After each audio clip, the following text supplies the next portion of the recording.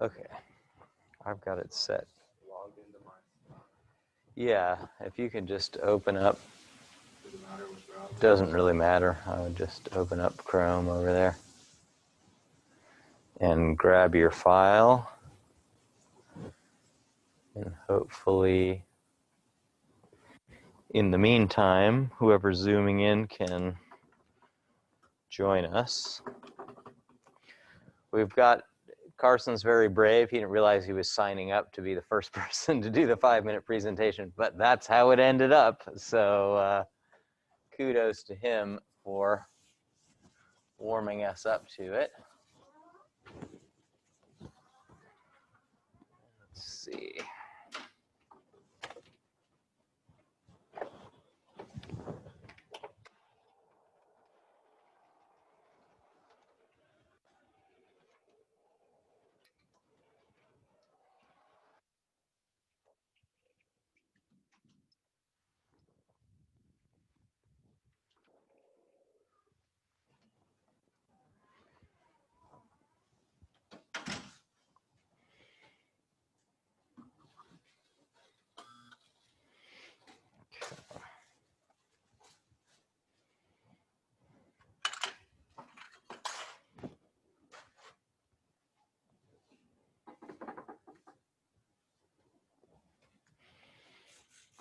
Sorry, normally I keep one of those presentation clicker things so you can walk around, but I don't have one this semester, so you're going to have to hit the arrow. But okay.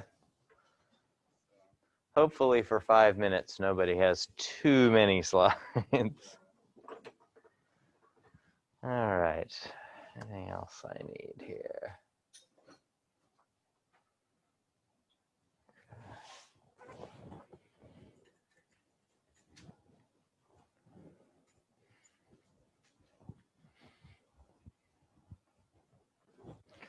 So for some reason, I'm going to have to adjust how it displays this. So let me, if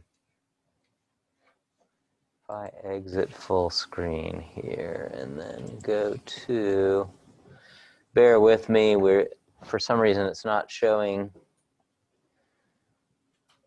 Oh, there's not a slideshow mode for this, is there?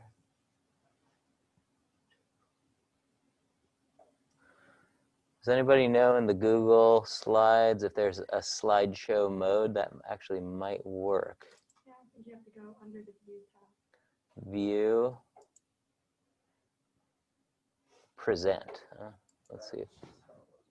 That's how it was before. Okay, so it's not displaying it for us.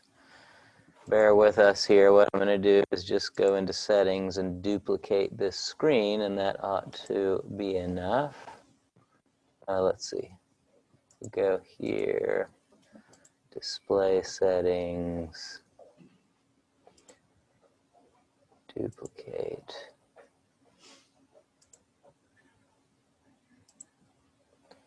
Okay. So now we're seeing it.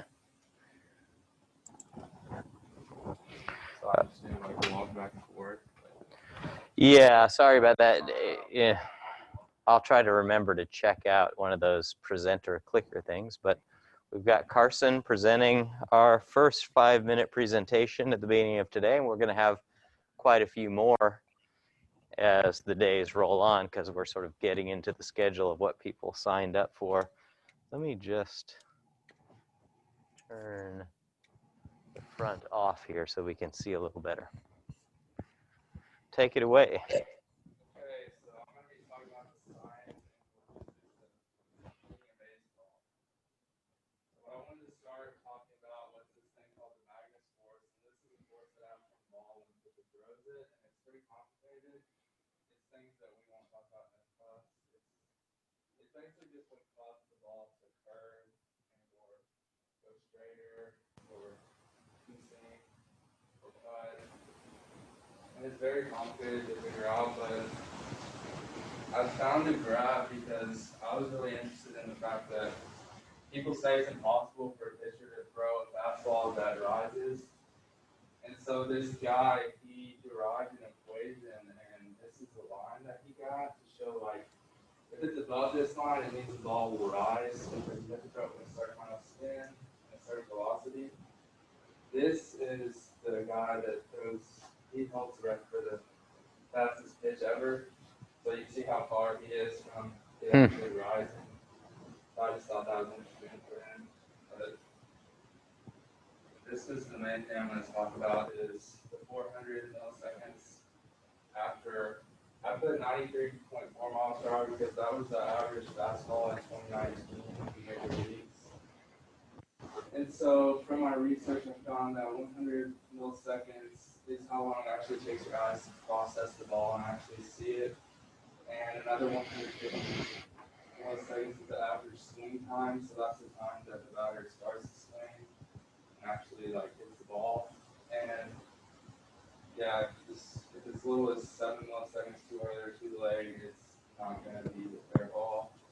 And so I wanted to calculate the math to see the time frame that the batter would have to make up his mind where and when to swing on an average fastball in the major league. So to do that, I did the speed, converted that to feet per second.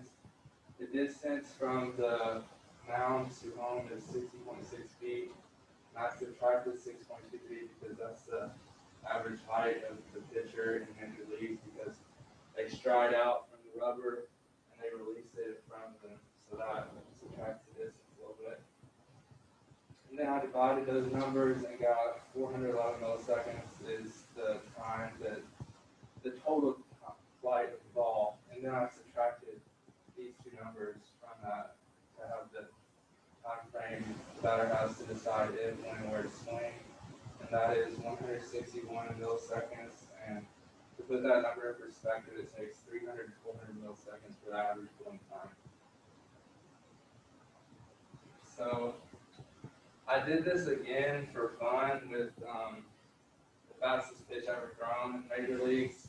That's the guy that threw it, and it was 105.1 miles per hour. And I did the same thing, and I found that the number was 38%. The time was 38% less than the average time that the hitter would have. So it was only 100 milliseconds that they would have had on this pitch to decide when and where to swing. And that is this equivalent of like 1/3 to 1/4 of the time it takes you to blink. Yeah. That's it. And those were the only source I used as a video and like the guy that made the derivation for the rising fastball. That's it. All right, thank you very much. I usually allow time for one question or so if anybody's got a question.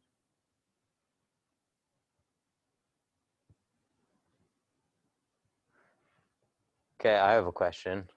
You're a baseball player, right? What position do you play? Uh-huh.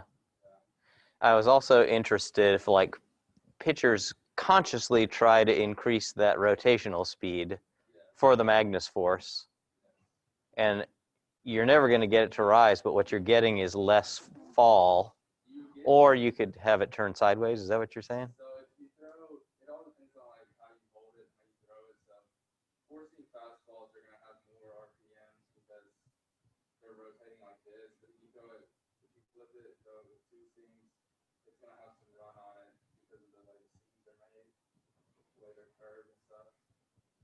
And so yeah, actually like the people that if you ask a major league hitter like if they think the fastball can rise, a lot of them will tell you yeah it rises because they get the illusion when a guy comes in that throws like super hard with lots of RPMs, it has the illusion of rising because they're used to seeing it like come down, but the ones that the super hard throwers, it just goes straight, it doesn't drop at all. So that's why it's hard to hit those because it looks like it's rising, but it doesn't. Very good job, thanks.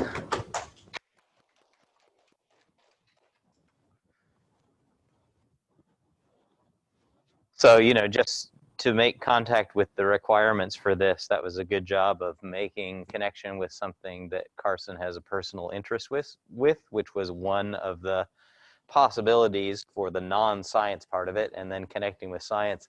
All the better if you connect with physics, but sometimes you'll find, like with what Carson was doing, we're just not going to get to that kind of stuff in Physics 110, and that's okay if you can give sort of just a brief, not all-encompassing explanation of maybe just a quick takeaway of how to think about it, like Carson did with the Magnus force. That's perfectly fine, too, to do things that way. Okay, so let me stop share here. And so I've got those exams graded. I'll always pass them back at the end. I know if you're not used to that, that's sort of annoying because, but it's always more distracting for people if I pass them back at the beginning. So just get used to that. I wanted to start out doing something related to lab tomorrow, which is related to chapter 5. So we're just going to go back into chapter 5, even though you've been reading about chapter 6 for a bit. And I'll try to do this in front of the video here, but I didn't really adjust this to show what was going on. So bear with me, Zoom folks, as I, let's see, try to lower this down. Maybe aim this here.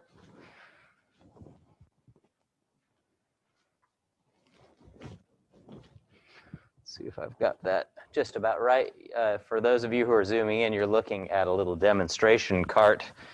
And it's got on it some stuff that we're going to look at in lab tomorrow. And the reason I'm doing this now, this explanation, has to do with uniform circular motion, is because I didn't think in the hour and a half that each group of the class is going to have, there would be enough time to take the data and think about the data and also to explain what we're going to do. So I'm just going to kind of explain how the setup is going to work now, and then tomorrow when we get into lab, we can just jump right into the data collection, you know, after you familiarize yourself with actually playing around with this. So what I've got here is kind of, it's like a drill. And this drill, you know, by loosening this little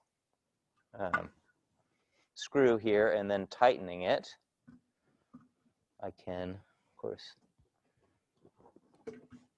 there's some little nub that needs to go in there to make it perfectly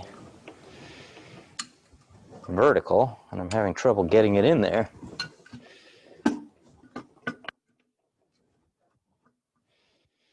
But in any case, I can loosen this. Oh, there we go. That feels good. I can get this drill sort of like aiming a drill up, and when I turn on this power, I can actually spin that. And we're going to use that to spin something at a fairly high speed. The thing we're going to spin is a little bit complicated looking.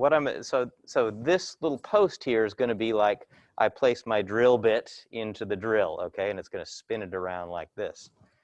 The object that we're going to be interested in putting in uniform circular motion is this cylindrical metal mass that's over here. It's connected to a spring, but it's the mass that we're going to be concerned with following its motion around. So as this thing spins, that mass is going to be going in a circle, and we're going to spin it at fairly high speeds. Now, right now, the mass is connected to a spring that is on one side of the mass, and there's a little metal catch in there, so the spring is trying to contract, but it's keeping the mass from going in any further, this little piece of metal right here. So right now, the mass is jammed against some piece of metal. The spring would like to pull it in more, but it can't. Now, you may have the intuition that if you take a mass and connect it to a spring, and you start spinning it around, you know, just from our point of view of a non-inertial reference frame, you sort of feel thrown to the outside, right? Most people have the intuition that if you start spinning this faster and faster, yeah, I can't really do it completely horizontally here, but as I spin it faster and faster, the spring is going to stretch outward more and more. So this mass will, as I spin it at higher and higher speeds, it's going to be thrown farther to the outside, and the spring will stretch. Okay, it's going to be the same way with this. So I'm going to have to show you a little bit with one of the other types of setups. This is what you might call a modern drill that has what's called a chuckless key, and it's really easy to tighten and loosen. All you do is loosen this top screw thing, put your drill bit in, and then tighten it down. And then once I've got it tightened down, we're going to spin this at fairly high speeds in lab, and so you want to make sure that it's in there really tight. So I usually lift up this massive piece of metal to make sure nothing's going to come out because it's going to be spinning fast. I would hate for that thing to fly out. So as I'm spinning it, at first, that at low speeds, that mass is just going to stay jammed against that little piece of metal. But if I turn up the speed quite a bit, that mass is going to get thrown out, and it's going to start stretching the spring out in the same way that when I was spinning this mass, this particular mass is on some metal guide rail, so it can't fall down, unlike this one. But you can imagine that as I spin this faster, the spring stretches more and more. It's the same way with that one. So it's not going to stay at its inwardmost position, but the radius on which this mass is traveling as we increase the speed is going to get bigger and bigger because that spring is going to stretch out. So right now, maybe the diameter of the circle the mass is traveling on is about this big, but it might get quite a bit bigger. Now, it can only get so big because in here, just like there's a minimum position it can go to, there's a maximum one out here, so the mass can't fly out either. So at some point when you're spinning it at maximum speed, it would get jammed up against that outside one. And we're going to be interested in rotating it at just the right speed so that it's going in a very particular radius circle. And the radius of that circle is going to be almost where it's at that maximum position. Let me see if I can illustrate something that's on here. When it hits the maximum position, there's a little pin, and I know it's really hard to see this. I'm going to walk out here into you guys. As I jam it against the maximum position, you see that little pin is going up and down there because I'm hitting a little nub on the edge of it, and when you hit that, just lifts up the pin. So as soon as this gets jammed really close to the back edge, there's a little pin pointer that goes up like that. So at some particular speed, we're going to be interested in the speed and the associated radius of the motion for this lab, where that pin is not laying completely downward. Okay, so if the mass isn't anywhere near it, that pointer is going to be just resting down under the influence of gravity. If it's going way too fast, it's going to be jammed against the pointer, and the pointer is going to be going up. We're going to be interested in the point right in between, where it's just started to push that little lever thing, but it hasn't jammed it all the way to the top. And that's going to tell us a very specific radius that we have this thing spinning on. And of course, it's also going to be associated with a very specific force that the spring is exerting on it. One of the things that maybe, I don't know if you've ever thought about before, we don't need to know much about springs. We'll talk a little bit more in detail about springs later on. But for right now, all you really need to know about a spring is that the harder you pull on it, the more you stretch it, the harder the force it pulls with. That's not too hard to imagine. So when I stretch it a little bit, it's only pulling back a little bit. If I stretch it a lot, it's pulling back a lot on my hand. And so the same thing here. The more I stretch this, the bigger the force that's being exerted back on the mass that's at the end of the spring. That force is being exerted toward the center of the circle because the circle is right here. The center of the circle is at this post. And so there's a one-to-one correspondence between how much you stretched the spring and the amount of force that is being exerted on it. So we're going to try to answer the question. Let me just see if I can aim this the right way now towards the board.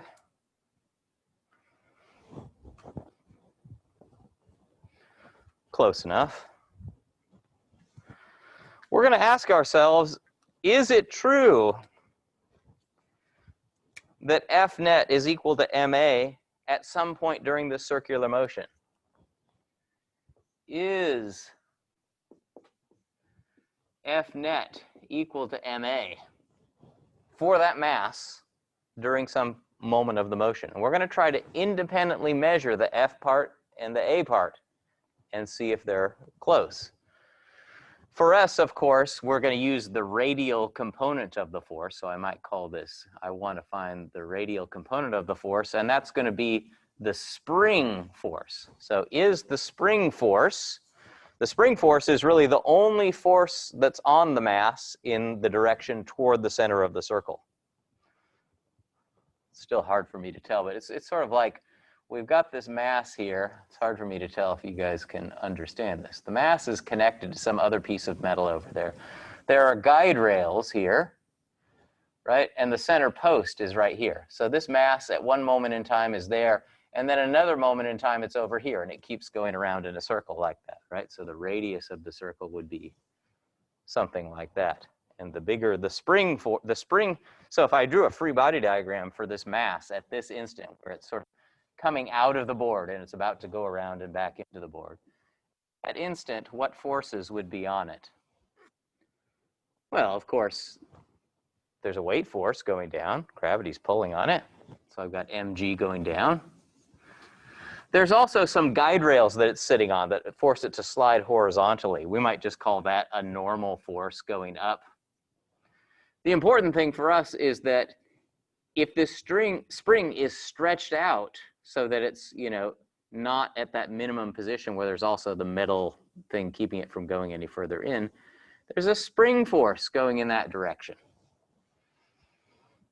Okay, so we might call this, at this instant, the plus x direction. And we're interested in, is the x component equal to max? And the only force with a non-zero x component is the spring force.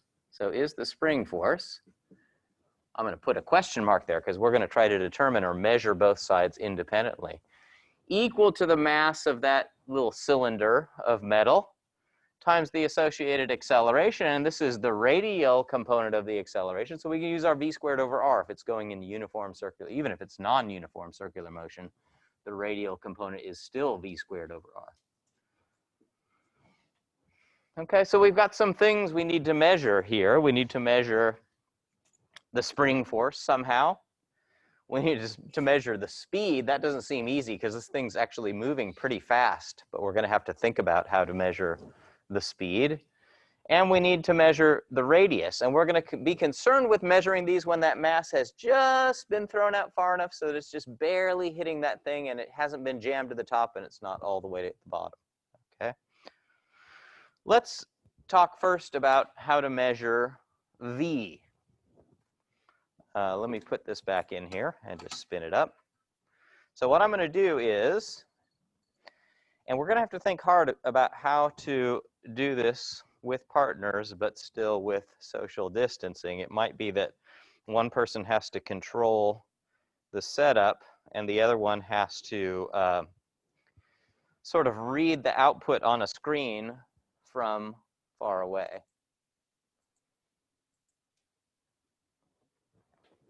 Okay, so here I've got this in here. Again, I'm going to check to make sure it's solidly in there.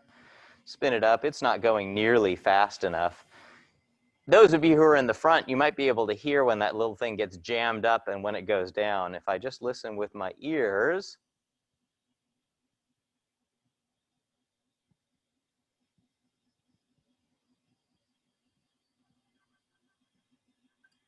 that was a little click. That was it being jammed up to the top. That's too fast. Then, well, so if I, and it's a good idea to wear safety glasses in this lab just because there are some things, now I'm going to start fogging up my safety glasses, but because of my mask. But, you know, you would hate for something to fly off really fast toward your eyes here. As I'm looking through this, what I'm seeing is, of course, let me turn this off just so I don't unconsciously hit it. What I'm seeing is this thing spinning around really fast, so the mass is here and then there, and then here and then there. And so I'm really seeing a double image of the mass, right? At one moment it's on this side, and then in a very short amount of time it's on this side over here. Same thing with the pointer. When I look through it towards the back wall, I'm seeing the pointer at one, you know, when it's jammed up to the top, I see it jammed up to the top on both sides because it's appearing here and then here and then here and then there many, many times a second. And what I'm looking for when I look through is, well, I want it to kind of float in the middle. Now, for most of the setups, it's almost impossible to get it to float in the middle. So we're not even going to try to get it to float in the middle. No matter how slowly you increase this rotational speed, at some point it's just going to go click. And you go, too fast. So what we're going to do instead is try to measure the speed, not when it's all the way at the top, but rather if you're adjusting the speed slowly up and you see it click to the top, you're going to take a reading right then of what I'll tell you in just a second. And then you'll know that reading's too fast. Then you're going to slow it down a little bit, and you'll see that pointer drop down. And you're going to take another reading. That one will be too low, and then too high, and then too low. And you're going to do 20 of those readings, right? 10 when it's gone up, and 10 when it's gone down. The way I asked you to do it is do 10 of those readings with one person adjusting it, and then switch with your partner so the other person's adjusting it, just to make sure that nobody, if you get wildly different values, you need to work on how you're reading things and whatnot. Okay, so even though it's really hard to get that thing to balance in the middle, and even if you're set up, you can get it to float in the middle, it's best to overshoot and then undershoot and overshoot and then undershoot, because there might be some friction maybe holding it in the middle, and it's best to just make it flop back and forth and take your 20 pieces of data, 10 too fast and 10 too slow. What are you going to read? Well, when I turn this on, by default, on this old-fashioned, red digital readout, it's reading how many revolutions it has happened. So it's going up very slowly, 41, 42, 43, 44, 45, 46. Each time it revolves around, it's going up by 1. I don't want to read that. I want a reading in RPM, because I know I'm going to be able to change that into V. So we're working on being able to calculate this side, and then we're going to compare to this side. We'll talk about that in a minute. So if there's a button on here where you can change between RPM and revolutions. If I push that, then the RPM lights up, and now I'm reading something in RPM. So it's 114 RPM now, apparently, right? That's, almost 2 revolutions per second. Believable, right? But I'm going to have to go much faster.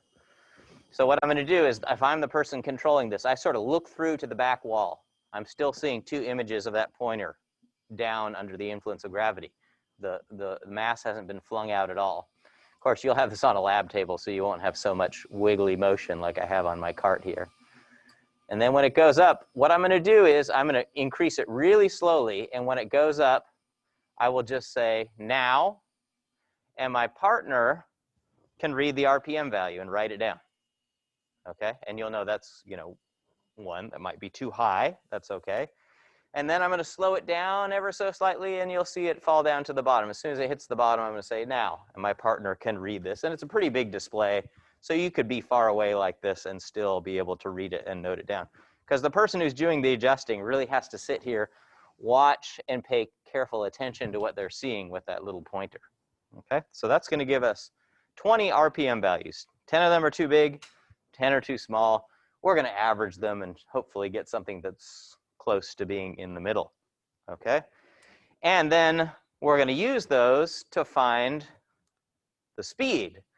Now we know in using our distance over time trick to find the speed, and again, I better check how this is aimed. It looks good. Let me just put this up here.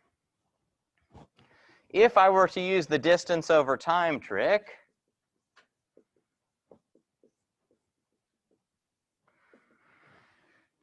if we've got RPMs, we usually put a minute in the denominator, and then we calculate how far it goes, right? Which would be, if I measured, 372 RPMs, it would go through in 1 minute, 372 times 2 pi r for whatever the radius of the circle is. So still, even though I've measured the RPM, I can't convert it to a speed until I know what the radius that we're talking about is. And it's kind of hard. I don't want to hold up a ruler and try to just eyeball what the radius is. We're going to do it a different way. So let me talk about measuring the radius and the mass and the spring force all at once. The mass is the easy part, Because it's kind of a pain to disassemble this and reassemble it, there is a mass that's printed on each one of these, and it's in grams. Let me see if some of them are easy to read, some of them are hard. This one I'm seeing 158, so that's 158 grams, or 0.158 kilograms. So that's easy. I'm just going to read that mass off of there, okay? Now I need to get R. Once I get R, I've got this, and I can also calculate V from the distance over time trick. Here's how we're going to get R, and at the same time, we're going to get the spring force. What I'm going to do is think about a totally different experiment where it's not spinning. We're going to measure this side when it's spinning, but this side we're going to measure in a different way. What I want to know is, how big is that spring force when it's at just the right radius? So I'm going to aim my camera over here now. Let's see if that's high enough. Yeah. So I've got one side of this thing. There are actually two loops of string so that you can hang one side from just a horizontal bar that you'll have at your table.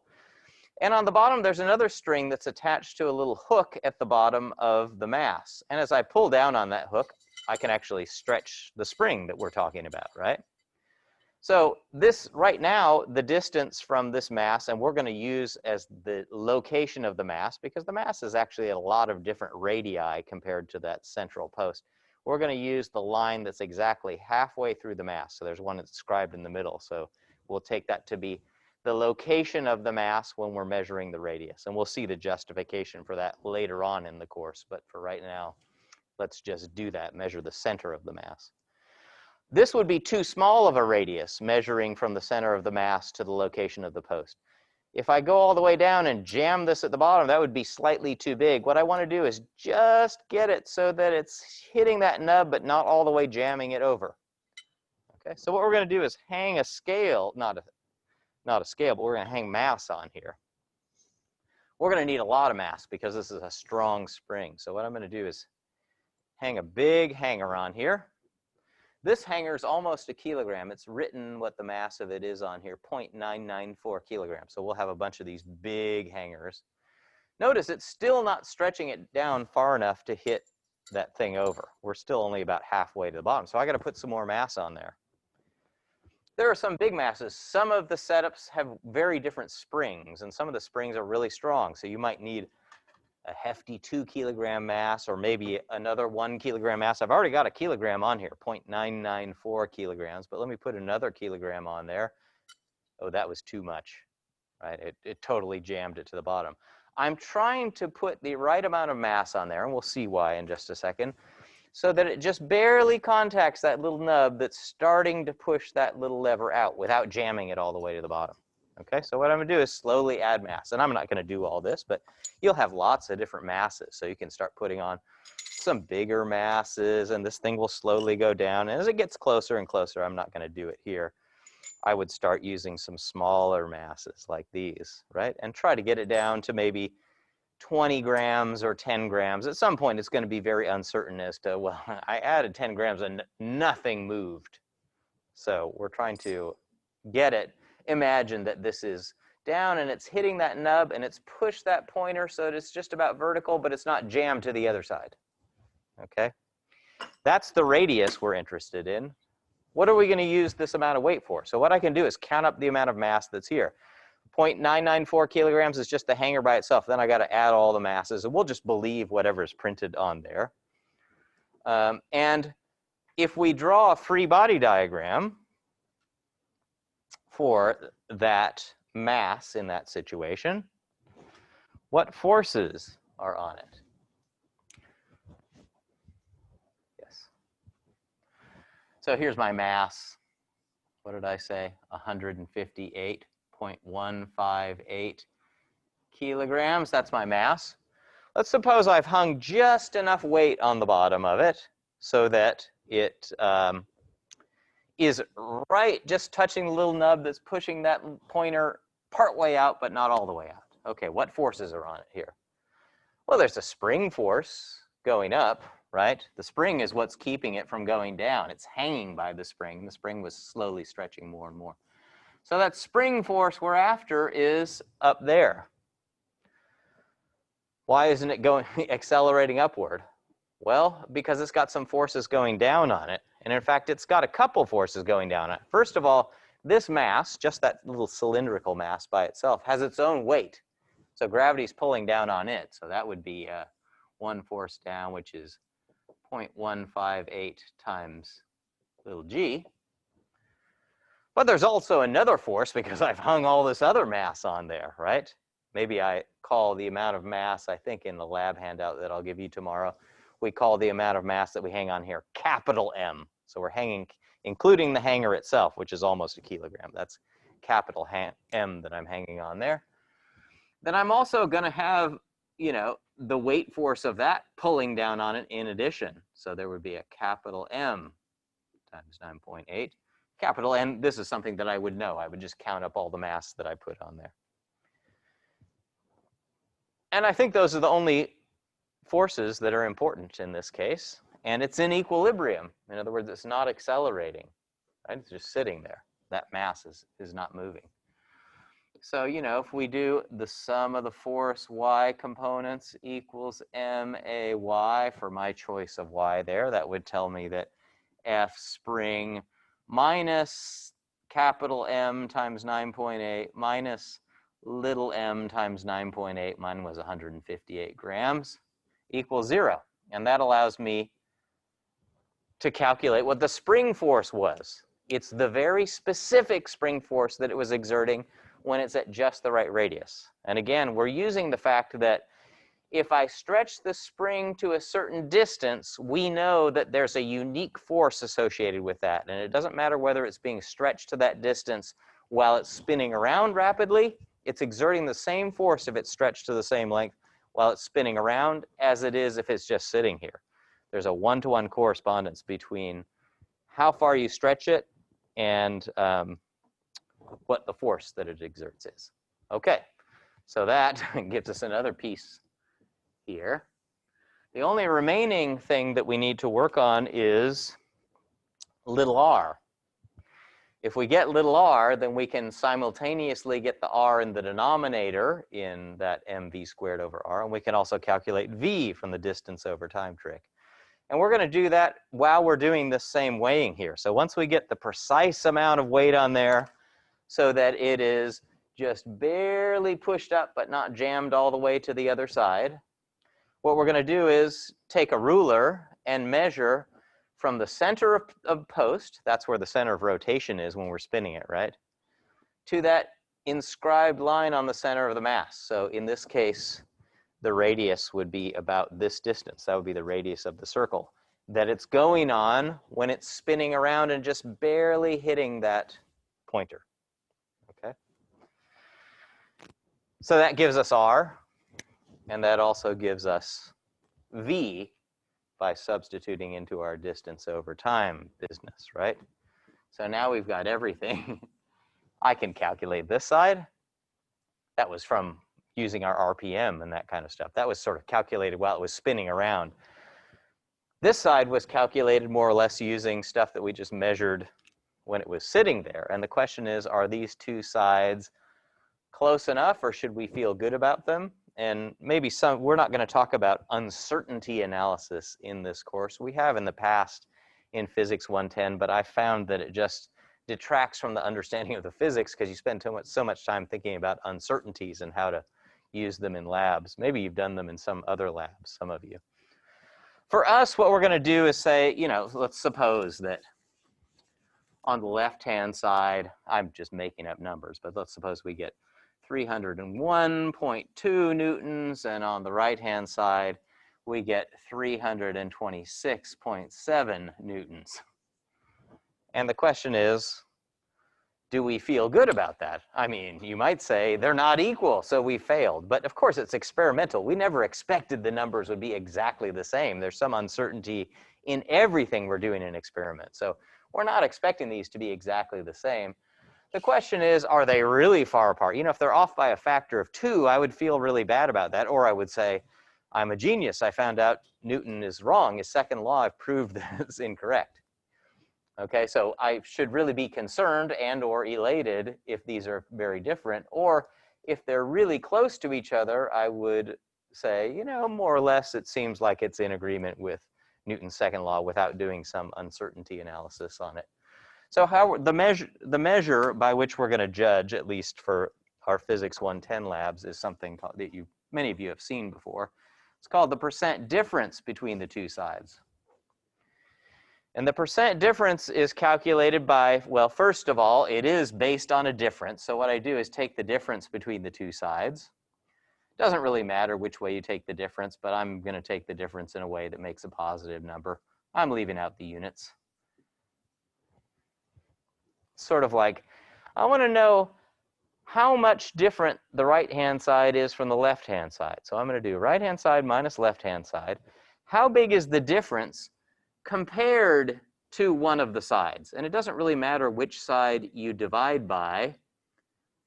It will make a difference for the number you get, but if your percent difference is small, it's actually not going to make a very big difference which side you divide by. And this number kind of only makes sense if the number you get is a small percentage. If you get a big percentage, you'd have to think carefully about what you're really going to use this for. Okay, that would be called a fractional difference. That's like saying, how big is the difference compared to one of the sides? If the difference is really small compared to the one of the sides, we would say they're about the same size, right? But that's not a percentage. To get a percentage, you always have to multiply by 100 and put a percent sign next to it, right? That would change it to a percent difference. So we could calculate it, but these are made up numbers, so I'm not going to bother doing it. So our goal is going to be to measure this data, and it's going to take a little bit of time, although it doesn't take too long. You can take those 20 pieces of data pretty quickly by slowly increasing and say, read it now, and you can just fill out the sheet. Do some calculations and try to figure out whether these two are close enough. And we're not going to say what close enough is, but you know, most people are sort of down in the 5% kind of range. If you're up to 20% difference, probably you have made some mistake or forgotten something. You know, a lot of times, if we don't remind people, they forget, oh yeah, there's a force from this mass itself pulling down on, in addition to the stuff that we hung on the bottom, the Earth is pulling on that little cylindrical mass itself. Things like that can lead to not huge percentage differences, but unreasonably large ones compared to what we expect. Okay, so that's what we're going to do in lab tomorrow. We've got a few people who are Zooming in just from quarantine, so I'm going to have to this afternoon figure out how we can have someone join from Zoom, a group, and sort of watch the data collection, even though they won't be able to get the data collection directly with hands-on work. We can hopefully at least have them get the data from their partners and watch how it's being collected and then fill out the corresponding sheet. Any questions on that? I won't say it's really a non sequitur because it is continuing what we were talking about on Friday, or at least on Thursday, with things spinning in a circle. All right, good. Let me just try to get this out of the way, and then we will continue onward into chapter 6. So just give me a minute here to rearrange. And I think there were even a couple reading response questions I put in at the beginning on gravity. Looks like I could pull this back a little bit more and see more of the screen. No. Is it that I wanted to put? No. We just need to tilt this up a little bit.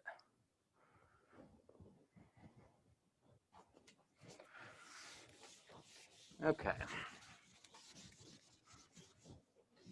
So let me bring up my slides now. Sorry, I know everything's a little bit more cumbersome with trying to do the cameras and all this, but hopefully at the same time next year, we won't be in this situation. Who knows what's going to happen in spring. All right, so if I do slideshow from current slide.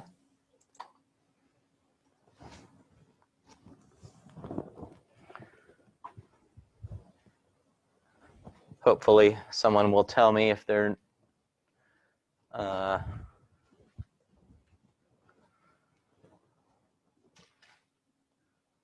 just make sure. Am I still? No, I need to share the screen. Okay.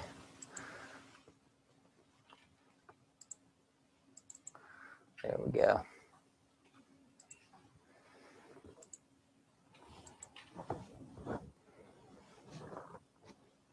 Oh, okay. Yeah.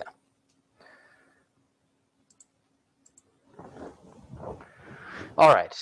So these are just a few leftover reading response questions because I think in the stuff on gravity, I had little or no of your reading response questions in here, so I just grabbed a few of them that we didn't get to on Friday.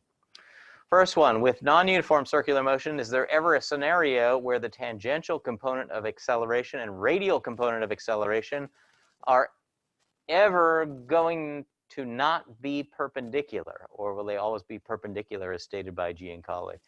Yes, they'll always be exactly perpendicular. It's almost like they're two components, just like would you say, is the x component of the force always going to be perpendicular to the y component of the force? And well, we're always going to be using perpendicular component coordinate systems. It's no different with the radial direction, which is at any point on a circle, the radial points radially inward towards the center of the circle, and tangential points tangent to the circle. Those are perpendicular directions. You know, sometimes I know you've, these reading response questions were made after the reading and maybe before you even watched the videos, so, but I like to bring it up anyways, just in case. If given enough velocity tangentially to Earth, could an object orbit a meter from Earth's surface? What do you think about that?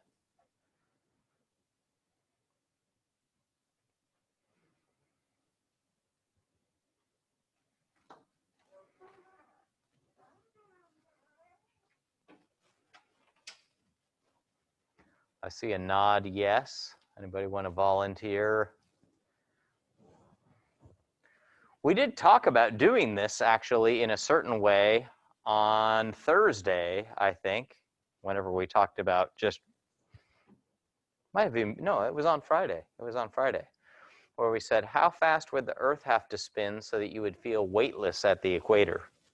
And one way to think about that is if you're weightless, you're not going to fall back to the Earth. So you could just jump up a little bit and hover a little bit above the surface of Earth.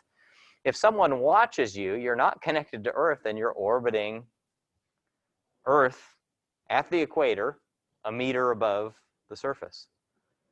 Now that sort of works out in that situation. If Earth were spinning at just the right speed, as Earth spins up faster, it's giving you a bigger and bigger tangential speed, right? If we dial up the speed of the Earth, it's kind of speeding me up. I'm going to feel myself accelerating, just like if I'm accelerating in a car. Now, what if I calculated the speed we need to have something orbit at just the radius of the Earth from the center of Earth, and then I fired it in a gun in that direction? Let's imagine there are no buildings or mountains in the way, but it's a meter above the surface of the Earth. What's going to happen, practically speaking? Yeah, it's going to slow down because of the huge amount of air resistance. You know, it would have to be going at thousands of meters per second if you calculate it. And so it's going to quickly slow down. When it slows down, it doesn't have the proper speed to go at that radius anymore. And we know that turns it into a kind of elliptical trajectory, or practically speaking, it just falls towards Earth, right? It doesn't have enough speed. Normally, this Earth is just curving out of the way of the object at the right rate. So it's sort of like, yeah, it's falling towards the Earth, but Earth is curving out of the way from its shape.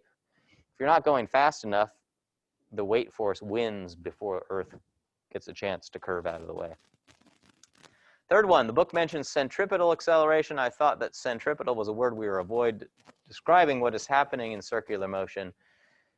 In this case, is it just telling us the acceleration is pointed inwards? Yes, so centripetal acceleration is not a bad phrase. It was the centripetal force that I said that we should kind of avoid using, because first of all, there could be many forces that all add together and give a net force, which is in the direction of the acceleration, which would be towards the center of the circle. And second of all, when you use the word centripetal force, sometimes students are thinking, oh, it's just a new force. I've got to put that one in the free body diagram as well. But there is no centripetal force. It's nothing but the net force. You sum together all the other forces that we're somewhat familiar with now. But centripetal acceleration, an object only has one acceleration. If it's in uniform circular motion, its acceleration points toward the center of the circle that it's on in uniform circular motion, and so we call it centripetal. For some reason, I don't know, it's sort of confusing to give it a special name for this kind of motion. It's just still good old acceleration, but that's tradition. Yes? I don't know if it's possible or not, but say there's an object that's like this big that is as heavy as the Earth. Yes. Could stuff still orbit it? If something bigger orbits something smaller than it? Yes. So the question was, if there's an object that is the same mass as Earth, but only has about a 10 centimeter, 20 centimeter diameter. Let's see if I'm screen sharing, so no. Stop share, click on here. Just want to make sure that I'm showing this for the benefit of those. I'm hoping they're seeing the thing that's on there right now. The idea is, here's Earth, right? Let's take the entire mass of Earth and put it in that small of something. And the question is, maybe a sphere, a little sphere down there. Yes, it's a very dense sphere, but we could still say Newton's, force law, Gm1 m2 over r. As long as we measure from the center of that to some r, we could have a radius for the motion that's smaller than Earth. Of course, that wouldn't be possible with Earth itself, but if we could smash it all down to a really small amount, we might get something that's the density of a neutron star or something like that. And things do orbit neutron stars very closely. So no problem in principle with that. Other questions on left over from chapter 5? How about the chapter 5 homework? Maybe I should give a call out for questions on that before we move into chapter 6. You should really be into that because I guess that reminds me of one other thing. We have another exam coming up, believe it or not. It's scheduled for next Monday. Now, I was trying to set the due date for the chapter 6 homework. We're getting into chapter 6 right now. And it would be natural to have that homework due Sunday night or Monday, the second part of the chapter 6 homework. But that doesn't seem fair if we have an exam on Monday. And so I'm wondering if there are any objections to having the exam on Tuesday instead of Monday. And that would mean that we would have all of the chapter 6 homework due, maybe midday or even at nighttime on Monday. But we could have that last chance on Monday to ask questions. And we would do Tuesday the same way we did before, where the beginning part of class, you would still have a chance to ask questions at the beginning. Well, I believe someone's in this room, so we'd probably take it in the one we're usually in on Thursday, Young 110. So the lab's not a good place because it's just not spaced enough, but we can fit in Young 110. I've still got to think about if there are people still Zooming in, what they're going to do for the exam, but that doesn't concern everyone here. Well, if you have a strong objection to that, I'll give you a chance to look at your schedules, but try to email me by the end of day today so that we can make a definite decision about pushing that back by one day until Tuesday. I'm not sure what that's going to do to lab, but I'm not going to worry too much about that. We might have lab on Thursday or something. Sure.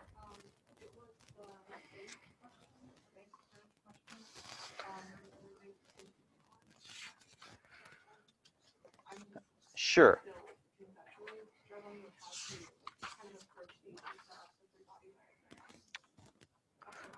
Right. Let me just put my numbers in, and we'll go through the setup. This, I would say, is probably one of the most, if I remember correctly, we'll see if my memory serves me, but I think it's one of the most algebraically challenging, and typically students find it confusing, which is why I did an example that I thought was sort of like it in class, but I think it's a great thing to talk about this particular example. So we've got a banked highway curve. The radius of curvature, that means this car is going essentially on a circle, or at least a part of a circle while they're going around this curve that has a given radius, and for me that radius is 46 meters. So I'm going to kind of draw as best I can. Here is a cross section through the bank curve, and of course, you know, over here where there would be another piece and it's going around in a circle like that. But the distance from the center of where the car is driving to the center of the circle in mine is 46 meters. I'm just going to use my number. The car is, pardon my ugly car that I'm going to draw on here. Okay, there's my car. The coefficient of friction in between the tires and the road, the static coefficient of friction in my version is 0.46. Looks like it's not in the text part of the problem, but it is in the image. The bank is curved at 20 degrees with respect to the horizontal, and the mass of the car is 858 kilograms, so I'm just going to put an 858 there. I think that's all we're given, and the question is, how fast can the car take the curve without skidding to the outside of the curve? So this was one of the things that we asked on the worksheet in class. We said, if the car goes really slowly, it kind of wants to slide down the curve towards the center. As it goes faster, we feel like we're getting thrown to the outside. So it's really that, you know, it's trying to go in a circle, and friction is keeping it going on that path. But in any case, at some point, static friction is just barely going to be able to hold on. If it goes any faster, it would have to hold on more, and that it starts sliding to the outside of the curve, which means up the incline is the direction to the outside of the curve. What's that maximum speed? Okay, so let's, of course, first do a free body diagram. I'm just going to put the 858 kilograms there, and let's draw some of the forces. I'm going to imagine, because the question has to do with this thing just being almost about to slip, I'm going to draw my free body diagram for the situation where it's just about to start sliding up the plane, but it's not yet. Okay, what forces? Well, of course, gravity's going straight down. 858 times 9.8 going straight down. There's got to be a normal force. It's perpendicular to the plane direction. Which way is the friction, static friction force? We're assuming it's just barely hanging on, but which way is it pushing in my diagram? To the left, and actually to the left and down the plane, right? These friction forces are always parallel to the plane. The component, you know, you can really think the road exerts some force on the car, but we're breaking it up into separately the normal part of that force and the part that's parallel. We're just calling the part that's parallel friction. So in this case, it's parallel to the road, which is banked in this case. And the car would fly up to the outside of the curve if it weren't for the friction force holding it in by pushing in the opposite direction. So we're going to say this is, we want to draw the situation where this is the maximum static friction force that can be applied. Okay. And I can't really see any other forces we should be thinking of. Can you guys? Okay, step one, that was my free body diagram for the situation we're concerned about. Step two is putting axes on it. Which way do you think I should draw my axes? Parallel and perpendicular, or, horizontal and vertical, or parallel to the plane and perpendicular to the plane? Parallel to the plane and perpendicular to the plane? Everybody agree with that? Why not? I would agree that we shouldn't. You know, if we really want to, we can try going down that path and see what goes wrong. But what's the usual rule of thumb I use when I have something, when I'm choosing my axis direction? Yes, and in this case, which way is this car accelerating at this instant? Yeah, towards the center of the circle that it's on, which is this way, horizontal. So let me just, you know, accelerations aren't formally part of a free body diagram, but it sometimes helps. This object is accelerating in that direction. So if I choose my axes like this, I'm going to have an unknown AX and unknown AY, and you know, it just seems like I know that the length of this vector should be v squared over r. That's nice and easy. But now I've got an AX and an AY that I've got to break it up into. Just going to make our life much easier. In this case, even though we've gotten used to doing parallel and perpendicular, in this particular banked curve kind of case, if we follow the rule of thumb, I'm going to choose horizontal because that's toward the center of the circle, the centripetal direction, and vertical being straight up from the surface of Earth. Okay, that's step 2. And now, I guess I should put some angles in here. If this is 20 degrees, this angle is 20 degrees. I don't know that we'll need that one because that one's already vertical. I guess I need this angle right here. As I squish this angle down to 0, this direction is going to go up there. So it seems like those are the same angle. You prove it to yourself if you really wanted to. Same thing with this. This angle between that vector and the horizontal is 20 degrees. I don't really need this angle down here. Why not in this case? It's because it's already vertical. So I know the y component of this. The x component of this is 0, and the y component of this is minus whatever the length of the vector is. I need those angles in where I have to break something up into components. And in this case, this is pointing neither along x nor along y, but somewhere in between. And same thing with that one. All right, so let's just try both equations here. Sum of the force x components equals max. All right, we'll start with the easy one, 0x component, right? But these two vectors both have positive x components. In other words, to go from tail to tip, I go along positive x. Here I'm going along positive x, right? So they're both coming with plus signs. This one would be, let's see. I'm just going to write down the formula for this. The formula for the maximum static friction force is mu static times the normal force. So we'll just put that as the length of that vector. Mu static times the normal force, that would be the length of this vector, times the cosine of 20 would give me this side of the right triangle there. Okay, the other one also comes in with a plus sign.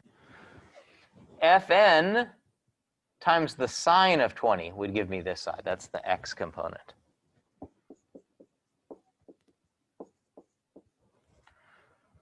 Okay. And that's equal to, the third force had 0x component. That's equal to the mass of the thing in the free body diagram times the acceleration component along the x direction, and that's v squared over r because x is toward the center of the circle. Okay? Since I've chosen the maximum static friction force, this is going to be justified in being labeled as v max squared over r, and our r here is 46. Okay, and mu static, I guess I could put that in. That's 0.46.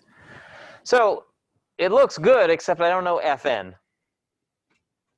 If I only knew Fn, I could solve for v max and then, you know, take a square root at the end and all of that. So let's just hold on to this and go to the other one. No reason to panic till we've exhausted all the possibilities. We haven't even tried the y components.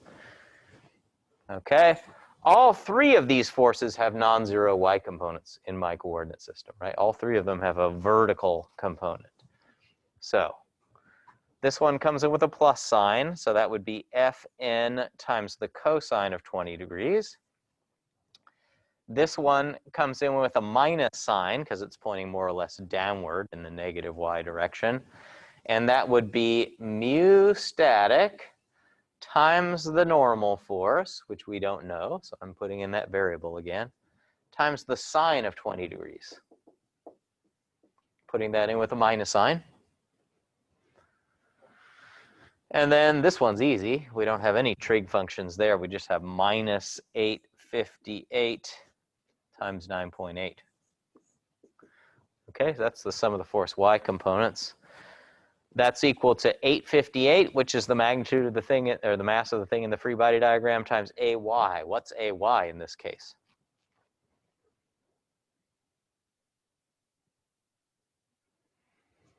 It's 0, right? And, you know, y is straight up. As this thing goes around in a circle, its y coordinate isn't changing at all. So it's certainly not accelerating in the y direction. Otherwise, it'd be blasting off or burrowing it close to the Earth. So its y coordinate isn't changing. Or another way to think of it is, we already knew this is the direction of the acceleration. Its y component is 0. I can see it. It's pointing all along x. Oh, well, that's good news. Look, I have a common factor of Fn there. So I could write this as Fn times cosine of 20 degrees minus 0.46 times the sine of 20 degrees. This should have gone all the way over there. Right? So then I could add this piece onto the other side and divide by the thing in parentheses. That would give me Fn. And then I could plug my Fn up over there and solve for V max.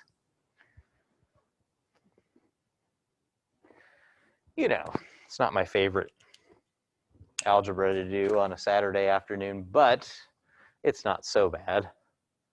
Any questions on and more stuff on this or other homework problems on the chapter 5? Do think about those. You can certainly bring questions to lab tomorrow. I'm not really sure now that we've done the kind of initial setup how long it's going to take the data and produce that percent difference. Maybe not as long as I remember. All I remember is there wasn't enough time to do the whole lab in an hour and a half in previous semesters. So I figured this was one way to shorten it, is talk about it a little bit the day before. Anything else? All right, let's go on then. Let me share the screen again. Let me resume slideshow. Okay. And we're into chapter 6, which is about work and energy. And justifiably, several people said, you know, what are we even doing with work? I don't understand what we're going to use this for. That will show up later in the chapter. You just got to kind of hold your breath for right now. Practice with the definitions. We're given some definitions of work at the very beginning, and here they are. Oh, by the way, I should mention, if class comes to a close and I don't remember, I forget about the exams, somebody please remind me about handing those back. I do that quite often.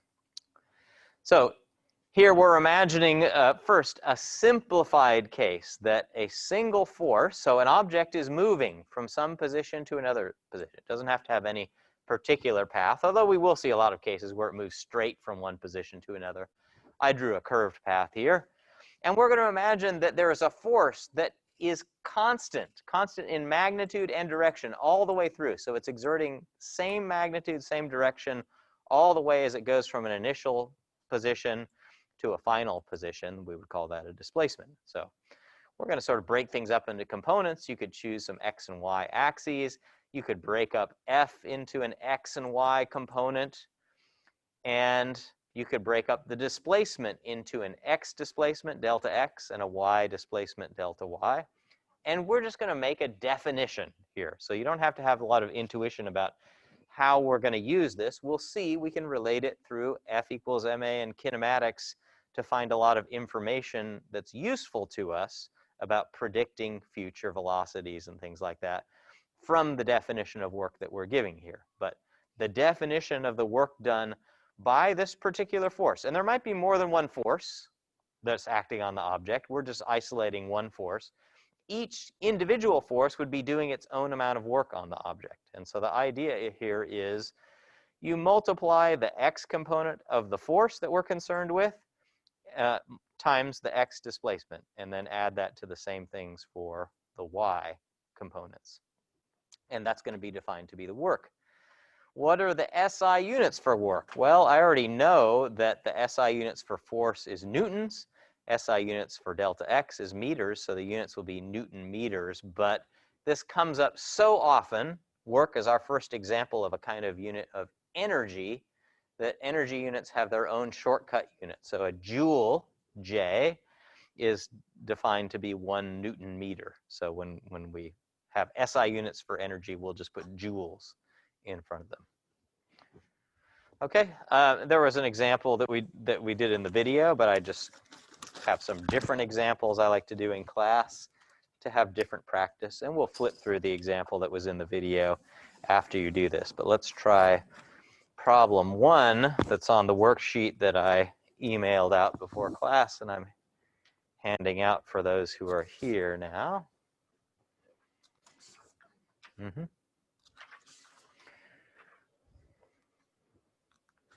I think, if I remember correctly, you're going to have to do a little bit of kinematics at the start of this problem.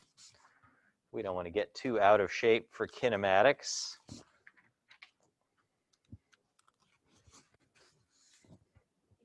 You're welcome.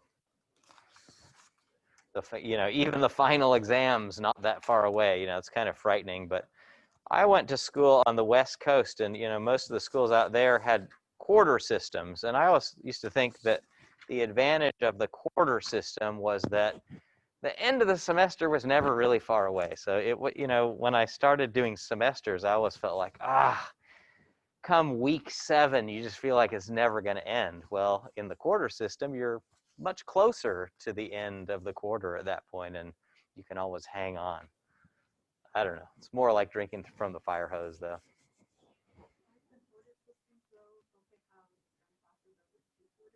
Yes, a lot of times they are different amounts. What I really liked was the fact that, you have that good feeling on the first day of class where the slate is wiped clean, you don't have grades and exams hanging over your head.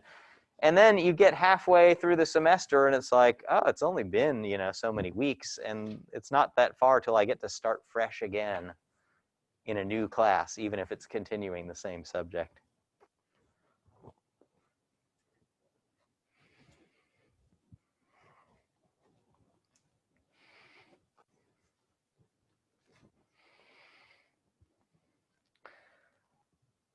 So here we're concerned with work done by gravity.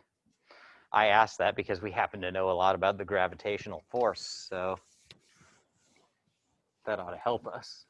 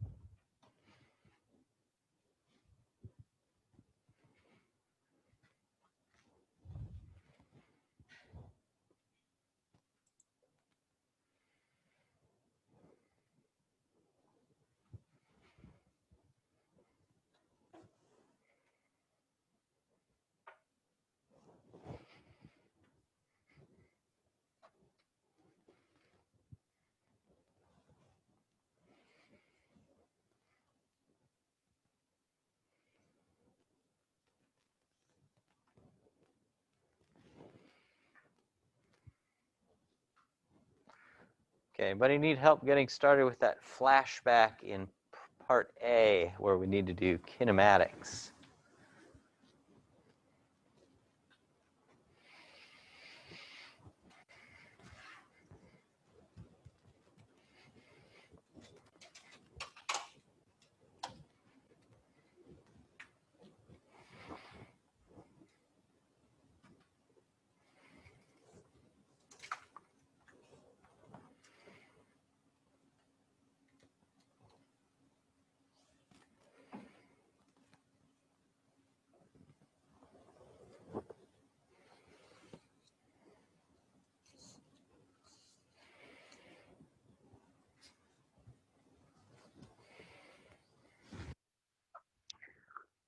Maybe as usual, I'll put my answers over here.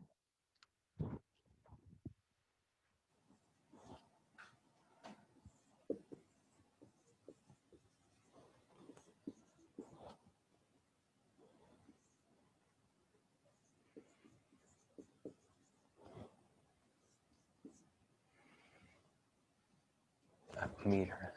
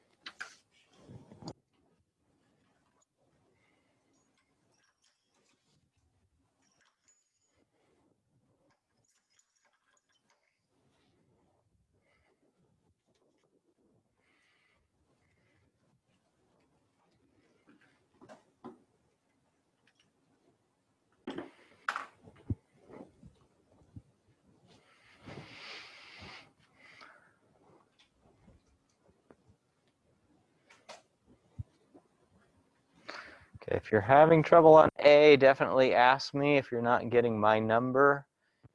And if you don't know how to start on B, well, the hint is we want to break things up and calculate it this way. And horizontal and vertical are probably good X and Y axes here because we know the weight force or that gravitational force is in the vertical or downward vertical direction.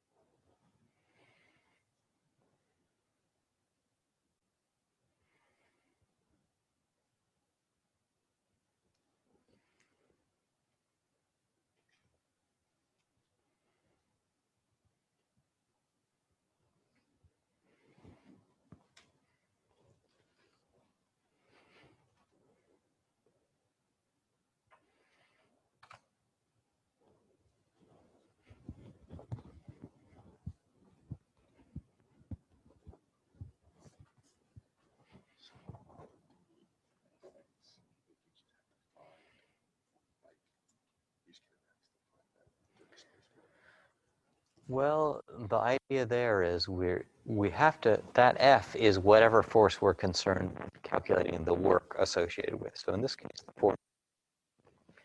So gravitational force on the ball as it's flying through the air is always straight down. So what is its X component if I take X to be horizontal? 0. So that first term is just going to be 0 in this particular case. Yeah, you don't need it. You could use kinematics to calculate it. That would be a different problem, but we don't need it here, so I didn't really expect you to get it. But yes, you should know how to get that at this point. You could have solved for delta x, but you find out you don't need it.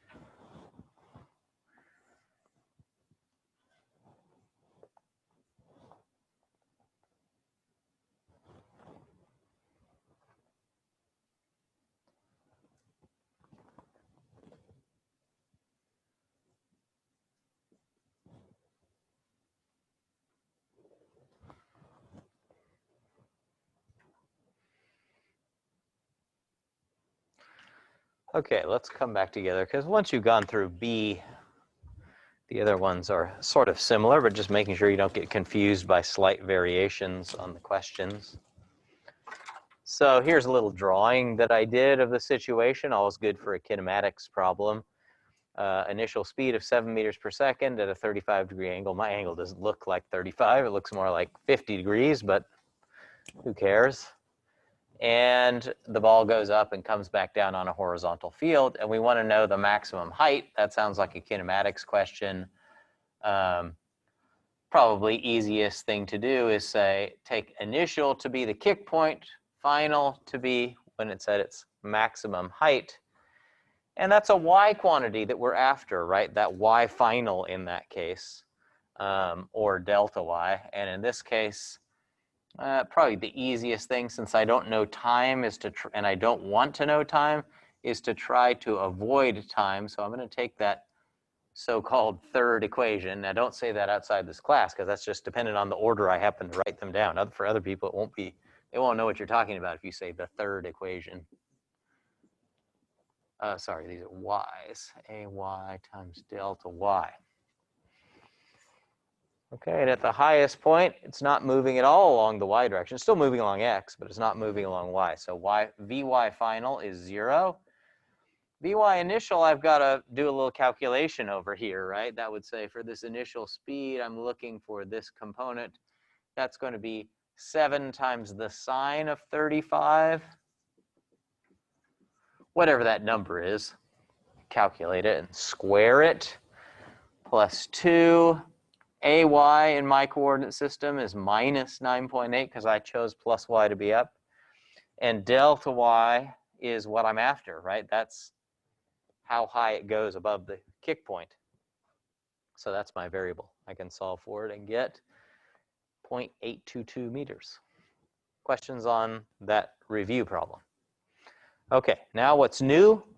How much work does gravity do on the ball from its highest point until it hits the field? So now we're talking about from this point down to there, how much work does gravity do on the ball?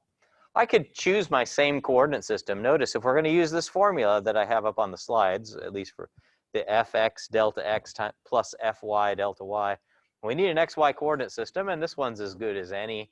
Sometimes there'll be cases where one is easier than the other. This certainly made the first part of our problem easier. So when we're calculating works, we're going to find out sometimes there's a lot of forces acting on an object as it moves. And so it's good to have some useful subscripts that tell you what work you're talking about, because there are 6 forces acting on an object as it's moved. There might be 6 works that could be done on that object. So when I write a work, I'm going to always try to, unless it's completely obvious, put a big cumbersome subscript that says the work done by gravity, that specifies the force that's doing the work, and then on the ball, that's the thing that's doing the moving as the force is acting. Okay? Here, there's really only one work you could calculate, but that's quickly going to be not the case. That is equal to, well, let's see. I have my fx delta x plus fy delta y, where the f's are the components of the force we're concerned with, the components of the gravitational force. The nice thing is the gravitational force x component is 0. So this is 0. We could calculate delta x, but we don't need to because it's being multiplied by a 0. Fy in this case is, well, let's see, it was a 0.75 kilogram ball. So the y component of the force is the weight, and it's in my coordinate system, it comes in with a minus sign. Minus 0.75 times 9.8, right? That's the y component of the force. And then delta y in going from this point to this point would actually be a negative displacement y component, right? So I would have negative whatever this number was, and that was 0.822 meters.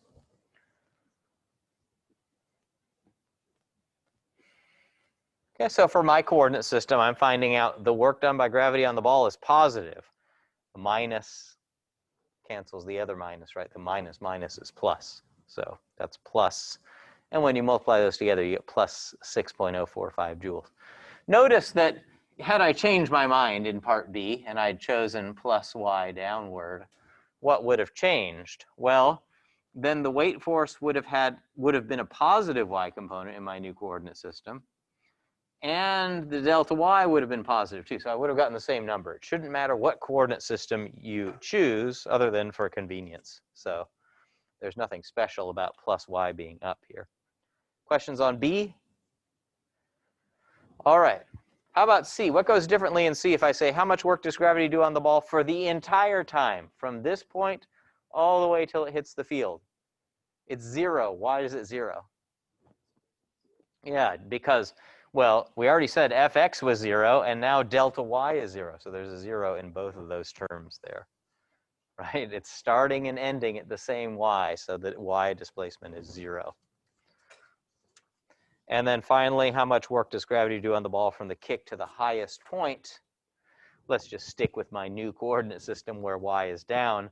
From the kick to the highest point, so if I say from here to there, y displacement is positive, right? In going from here to there, yes, the force y component in this coordinate, oh, I'm sorry, I forgot about my new coordinate system. If I take plus y is down, in going from here to here, that's a negative y component. But in this coordinate system, the gravitational force y component is positive. So this would be positive. In any case, I only get one minus sign in there, and it's the same number, but with a minus sign out in front. Questions on any of those parts? Okay. So there was an example in the videos which, oh, maybe it's next. Here's a little reading response question thrown in here just to mix it up. What's the advantage to knowing how much work an object does? When applied to a real-life situation, why would someone need to know the amount of work an object does? The answer is we just got to hold on to find that out. It's coming very soon. We'll see the first early payoffs for it. It's going to continue to pay off for the rest of this chapter. And we'll see sometimes we can solve problems in a way that's easier than we could have done with kinematics. Sometimes we'll be able to solve problems that we couldn't have even done with kinematics. We'll see examples of those too. So it's going to increase our solving power for saying, if I know an initial velocity and I want to find a final velocity, it's that kind of thing that we would be doing with kinematics. But this is a different way of doing it. Here's the example from the video.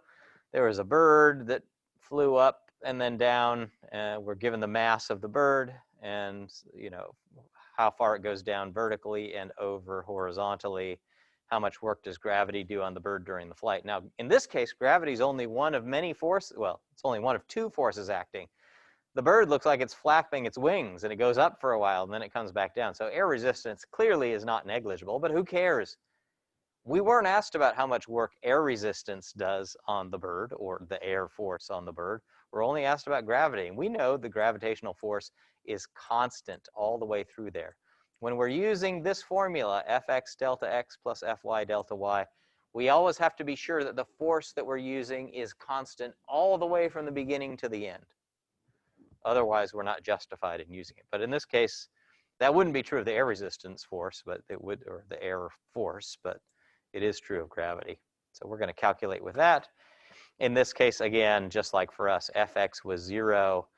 Delta y was given here. It's in my coordinate system that I chose. It was minus 50 meters, and the weight force is also a negative y component. Similar kind of problem. Now, you probably didn't, if I remember correctly, you don't see that formula, Fx delta x plus Fy delta y, in the book. It's a more general formula, but they sort of specialize right away to Fx, just plain Fx delta x. What's the difference? Well, the idea is if something is moving from an initial to a final location, you can always choose the direction of its displacement to be one of the axes, for example, the x-axis. And then by definition, delta y is going to be 0. So I could just forget about this second term over there. It doesn't contribute. So if something's moving, we're going to see a lot of examples where something's sliding horizontally or maybe falling vertically. You just want to choose that direction to be the direction of one of your axes, and then it's not moving at all in the other direction, so who really cares about what's going on in the other direction? It simplifies the formula somewhat, okay? So in this case, we can interpret if x is the direction of the displacement, if we're making that assumption here and using this formula, then Fx represents the component of the force that we're concerned with calculating the work for along the displacement direction. And then delta x is the displacement amount of the point at which F is applied. A lot of times in sort of complicated situations, you might have an object. We're not going to do this much in Physics 110, but just to be precise, and this will come up in a few times. If I push on an object, the object might start rotating. Maybe this is floating in outer space, right? And I come along and I push the bottom of it.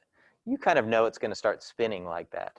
Right? So suppose I exert a 5 Newton force from this location to this location over there. And the question is, how far did the object move? Well, the top of it didn't move that far because it was sort of swinging under the bottom. The bottom moved a lot because that was moving as I pushed it forward. Which one do we use? And the answer is, in the definition, we're assuming that this force is being applied only at one point on the object. If it's being distributed over the object, we'll have to think about that more later on. We'll have to add a bunch of things together. But if the force is being applied at one point on the object, the delta x is just how far the point at which the force is being applied moves. So in this case, it would be the larger distance if that point at which I'm pushing it moves a lot. Okay, so you know, in an example you probably saw in the book, you know, if we're dragging something, here's an object, maybe it's a box on the floor and there's friction, and we're pulling it with a rope along the floor, right, with a constant rope force. That's good, it's constant, so I can use that formula. If I call the direction that the box is being displaced x, so that's shown to the right in the picture here, then what we need is the component of the force along the x direction. So that just means I'm going to do F times the cosine of theta. So Fx delta x is just F times the cosine of theta times delta x. You probably saw that formula somewhere in Giancali's book. So let's look at a very similar one, but still slightly different than what you saw in the video before. This is problem 2, where someone is dragging a box with a constant force. Maybe they're pulling a string with a 30 Newton force at a constant angle. So they're making sure that angle doesn't change. And that means the force that's being applied to the box is constant in magnitude and direction. In this case, don't make the assumption that it's moving at constant speed. There is nothing that makes the forces balance out here. So I will warn you, it is accelerating during this motion. I think the person's pulling hard enough that it just keeps speeding up the whole way. But we're concerned about how much work is done by various forces as it slides 4.5 meters along the floor. And the first one is maybe a little warning about one of the problems in the homework that was just asked about. And that is, don't instinctively always say the normal force is mg. In this case, the normal force is less than mg, because the person doing the pulling is actually pulling up on the blocks and they're sort of lightening it. If I pull up on enough on a blocks, I can make the normal force from the floor go to 0, right? So if I'm pulling up on it a little bit, I'm changing the normal force. So you've really got to calculate what the normal force is here. It's less than mg because the rope or string that's pulling on it is actually serving to pull up on the box, and so the floor doesn't have to push up so hard anymore in order to keep it not accelerating in the y direction.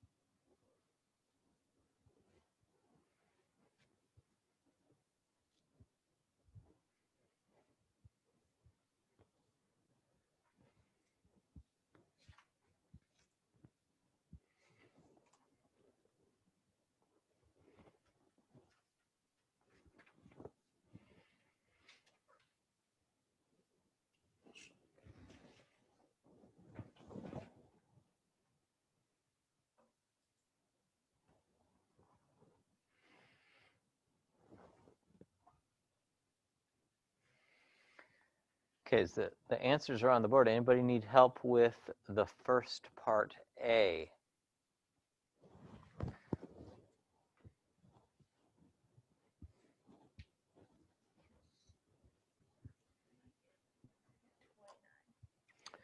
Okay, let me see your work here. So there are three forces with non-zero y components. You have Fn 30 sine 20, and mg, and it's 2 kilograms. And those should add to 0. Are other people getting my number? I'm just... Yeah. Okay, let's check your calculator work. You're sure you're in degree mode in your calculator? Haven't switched it from that. So it would just be the sum of these two positive numbers, right? 30 times the cosine of 20, times the sine of 20. That seems reasonable. That would be about 10.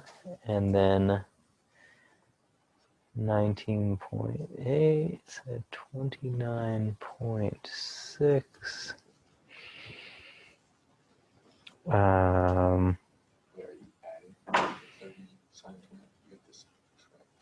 Subtract the sign. Yeah, the sign, in other words, Fn and this one's y component both are positive y components in yours.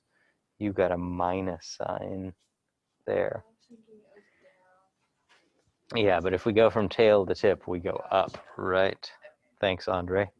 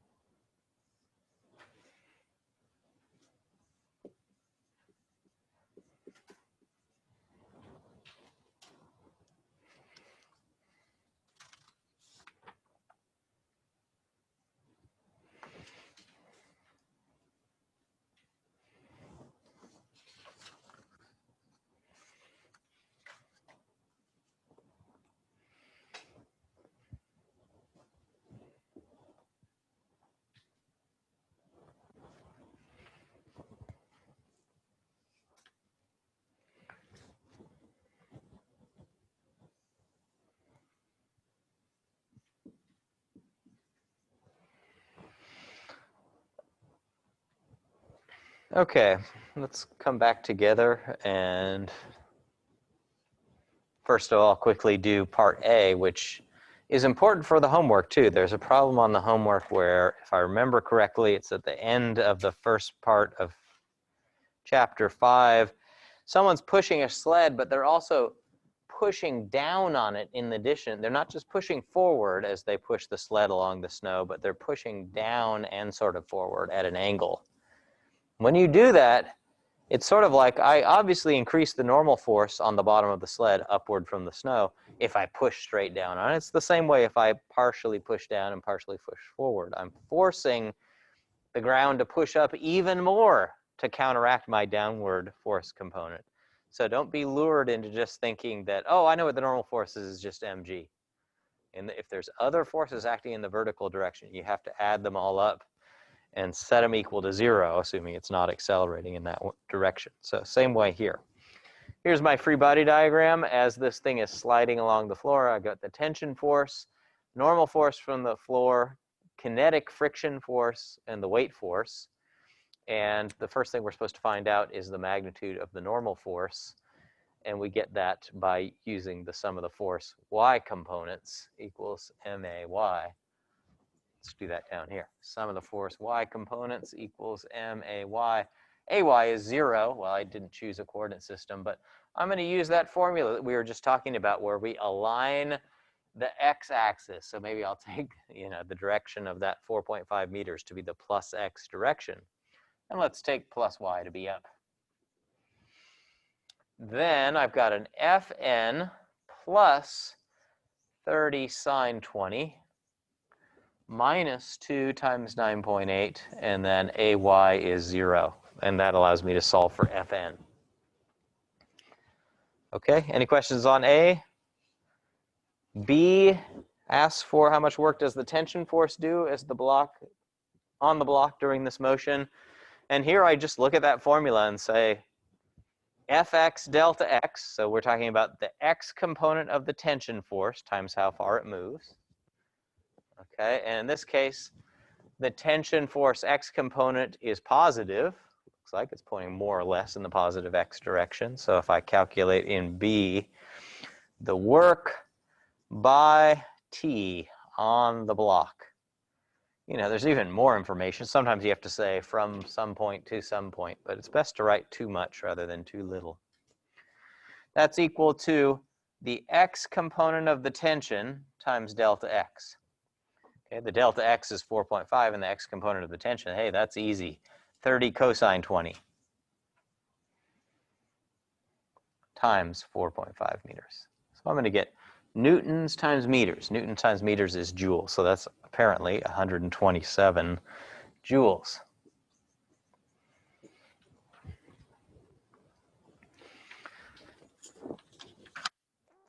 Stop me if you have questions. Friction force? Well, here I'm expecting a negative amount of work, and we'll talk about positive and negative and zero works later on, but it's going to be negative because the friction force x component is going to be negative. If x is along, we've chosen x to be along the direction of the displacement, friction force is acting opposite that, so it has a negative x component.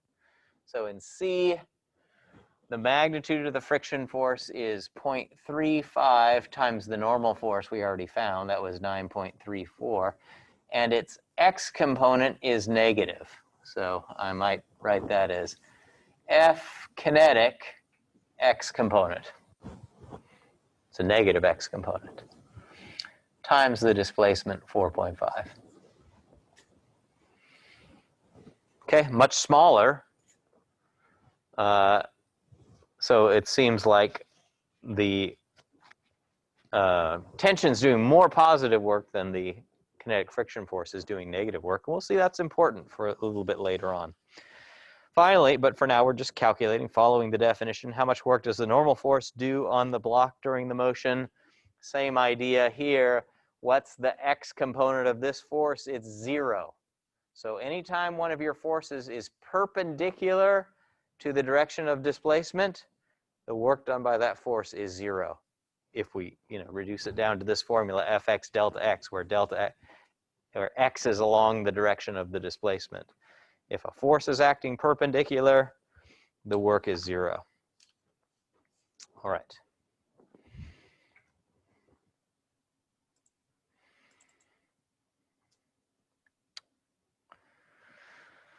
Okay. I kept throwing in reading response questions. Here's one. I'm confused about what work is. Say that's justifiable at this point, and how it's any different than what we have been calculating with Newton's second law, F equals ma. Well, it is different. It's got different dimensions, different SI units. It's a different kind of thing. It's, you know, just like a force is different than a volume, right? It's a different kind of thing. They're just, but they're somewhat related in that we multiply a force times a distance to get a work. So there's clearly some relationship there. And we are going to use F equals ma to get something useful out of this a little bit later on. Can there only be work done if the object is moving, whereas a force on an object doesn't necessarily result in movement? Yes, that's true. For example, if I have a mass like this, my hand is pushing upward on it with a force. That force is constant right now. So there's a constant force on it, and yet I'm doing no work on it between the time right now and the time right now because it hasn't been displaced.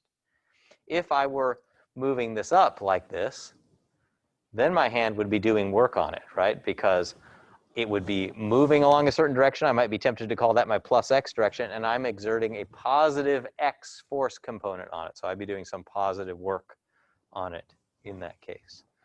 But yes, yeah, you know, forces are more like what's happening instantaneously, whereas a work is something that happens as a result of displacement, something moving through space.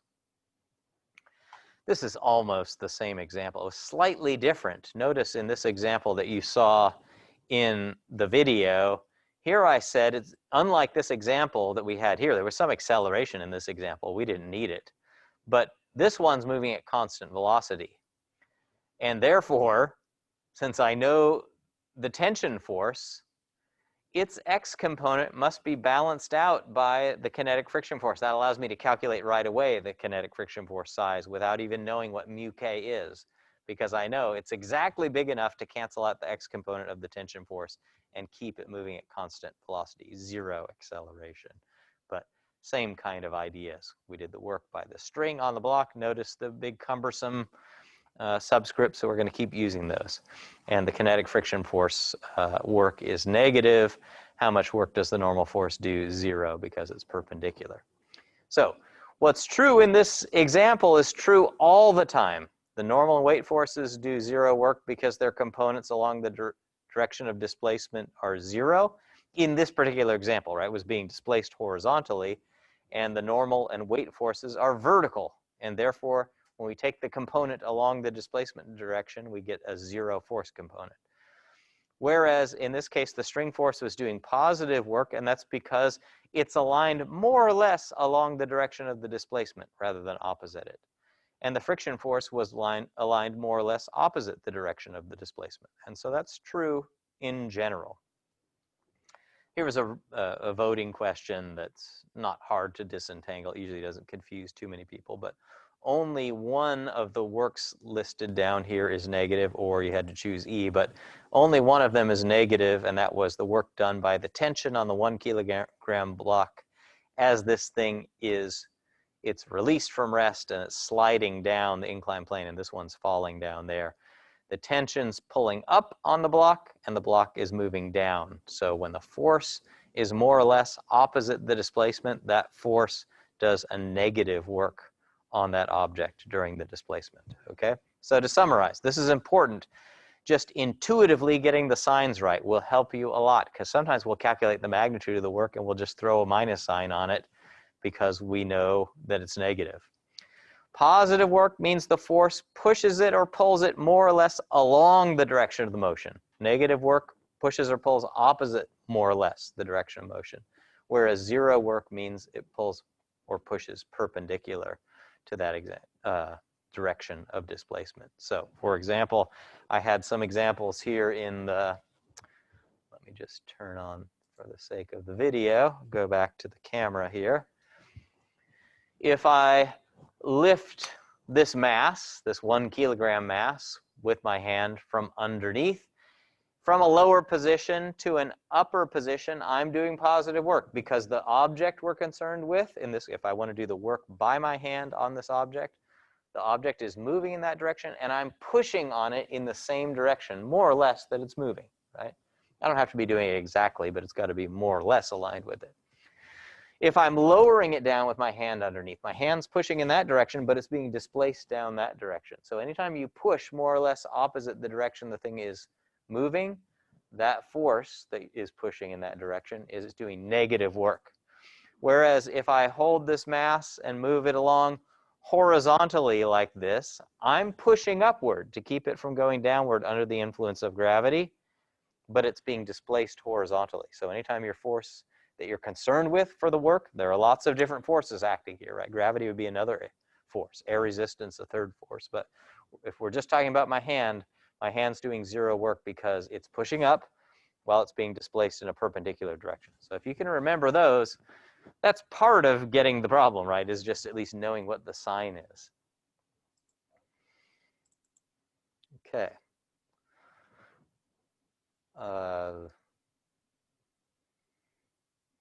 Isn't that the same one I just did?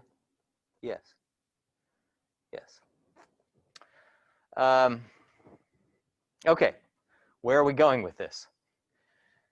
We're going to be interested in summing up all the works of all the forces on an object as it moves from one position to another, and that's called the net work done on the object. So when we're calculating the net work, I don't have to specify what it's done by, like I did in this cumbersome subscript here, because it's done by all the forces. We're just going to add them up, okay? You need to still specify what object you're talking about, which the object and what forces. But we're in this example on the board here, there were 4 forces. So to get the net work, I might have to add together 4 different works from those 4 forces to get the net work done on this object as it's displayed by 4 meters. If we do that, I can also, there's another, one way to think of it is I'm just adding up the individual works due to all the forces. Maybe here there's n different forces.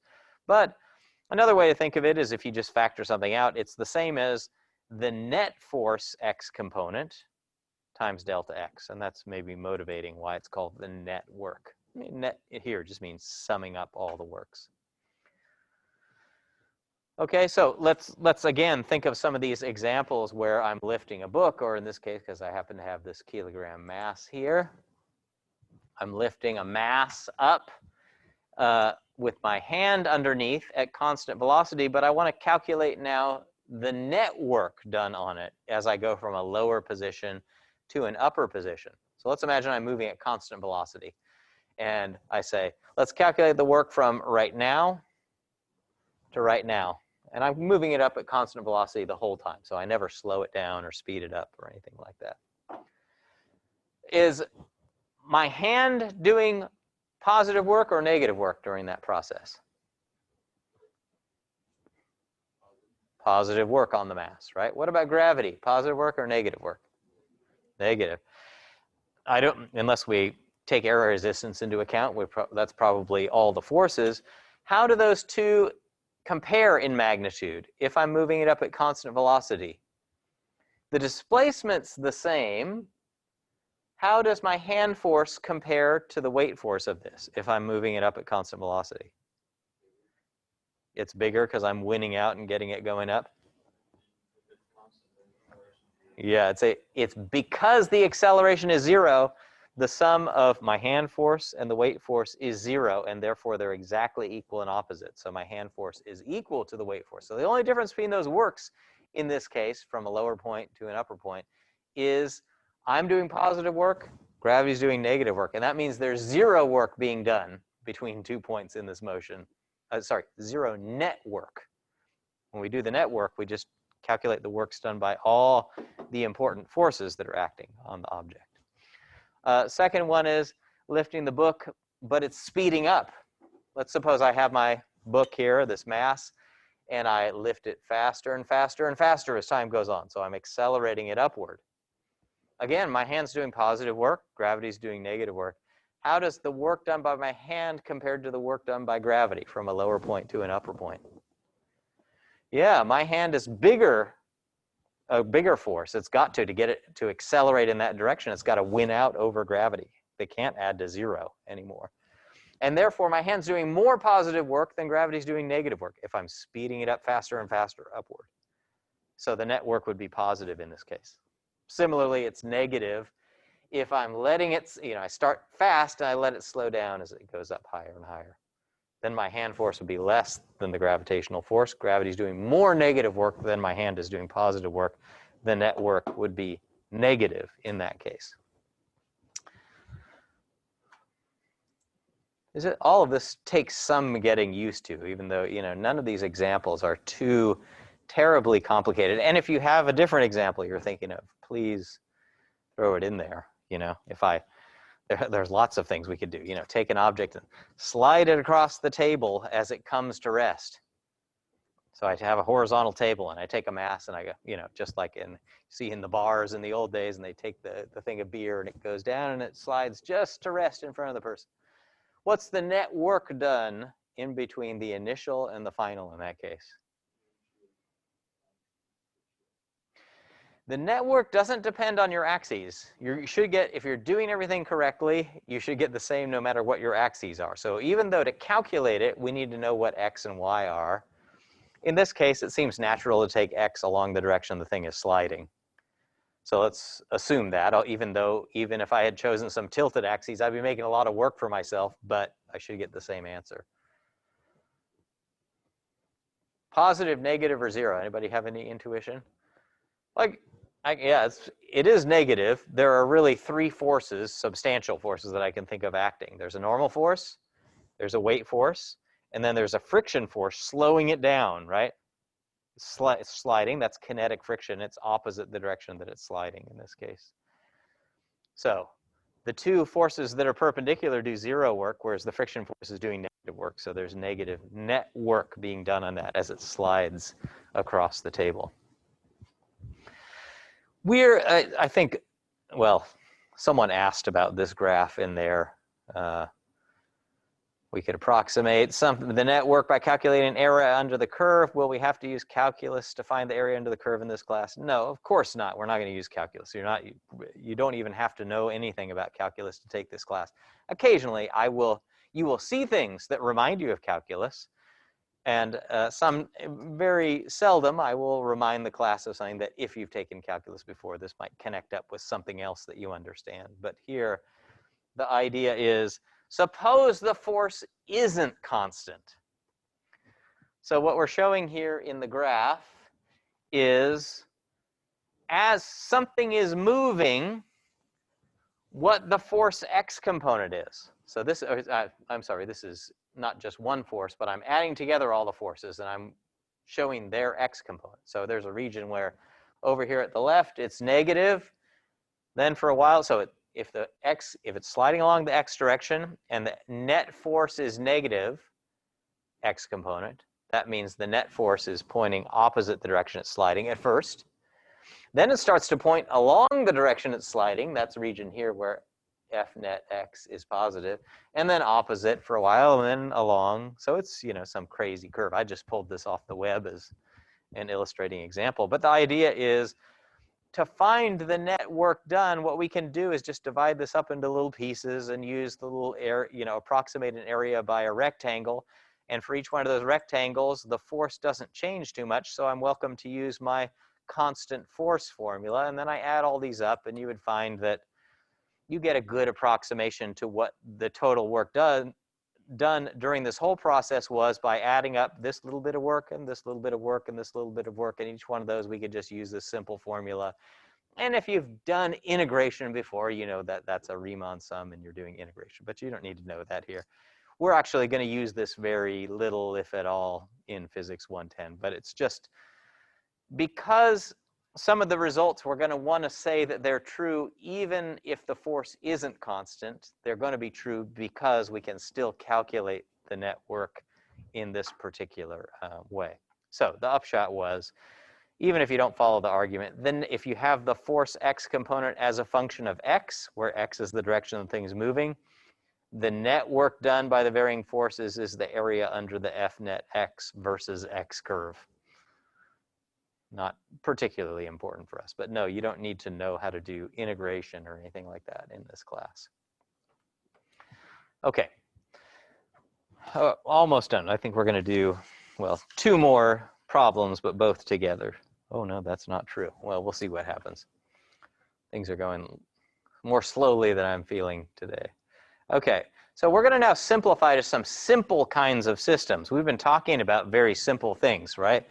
This, my book or my mass, it was rigid, first of all. It's not a squishy, or it's not a floppy body like a human body that has all sorts of degrees of freedom. It's a rigid object, right? First, also, I've been moving it along in such a way that it hasn't been rotating or anything like that as it's been moving. When I moved it around, I kept it in the same orientation. Maybe I move it around like this, but I'm never rotating it. So we're going to specialize to that for a while because we could use some of our kinematics equations to actually help us figure things out. So in general, our goal later on is to be able to treat systems that maybe are like this. They're sort of like the human body.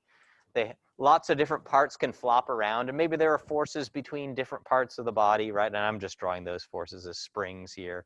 And from an initial to final state, some of the springs might stretch and other ones compress, and it rotates around, and all sorts of complicated stuff happens. We want to be able to treat that, but we're going to simplify first by considering only rigid bodies, and even rigid bodies can rotate. So we're going to first simplify by saying, let's not even allow the body to rotate. It's just like a book that can translate, but it never changes its configuration in going from its initial to the final position.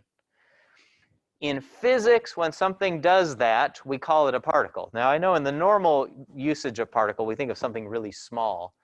But in physics, sometimes we can think of a car as being a particle.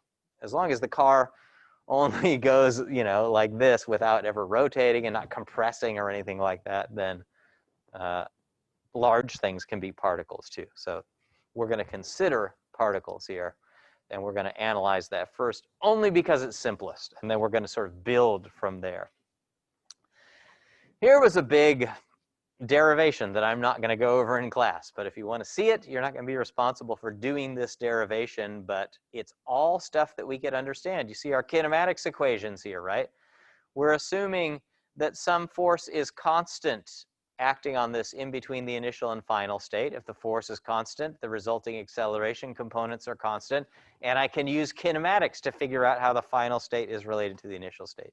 We massage it and work on it for a while, and we find out that through all this stuff, the net work done on this object, that means the sum of the works done by all forces acting on it, is equal to the 1/2 m times the final speed squared minus 1/2 m times the initial speed squared, where m is the mass of the object. So we're going to define, this thing seems pretty important because it appears twice here, one for final and one for initial. We're going to define that thing to be the kinetic energy of an object. So here is a 2 kilogram mass moving at 1/2 meter per second. What's its kinetic energy? That's something we can calculate. 1/2 mv squared. So 1/2 times 2 times 0.5 meters per second squared. We have to square that 0.5 to get 0.25. Multiply it all together. You could figure out what the kinetic energy is. And you can see that, look, kinetic energy has the same units as work because they're equal to each other here, right? We only use dimensionally balanced equations. So the two sides of this, if I say SI units for the left-hand side is joules, SI units for the right-hand side is joules. So this is another kind of energy. Kinetic energy is an energy kind of term. And so we would put a joule on it if we're talking about SI units here. So the result of this, again, I'm not explaining it here, is called the work kinetic energy theorem, or sometimes, I think in Jean Colley probably calls it the work energy theorem, and you may not have done it in the reading that you did before today, but you certainly will for what is due by tomorrow night, because we're going to do a lab tomorrow. Yeah?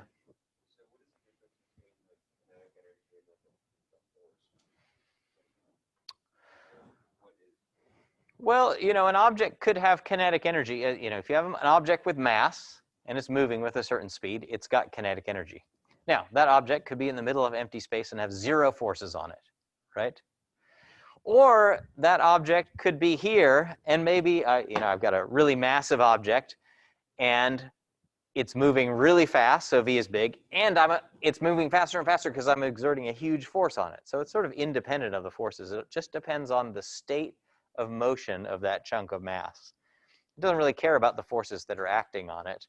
Now, the forces are going to come into the net work part of it, right? Because if I put a big force on it acting from this side, and it's moving in the same direction I'm pushing, it's going to do some positive work. And that means even though it might not affect the kinetic energy at any one point, it's going to affect the change in the kinetic energy from one moment to another.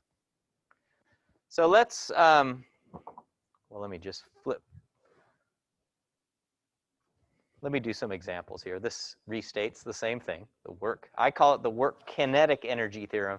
Giancarlo might call it the work energy theorem. I don't know, but we're going to talk about other kinds of energy besides kinetic energy shortly, and so I wanted to be more specific here. Let's just see that this makes sense in terms of what we found out about work so far. Yes?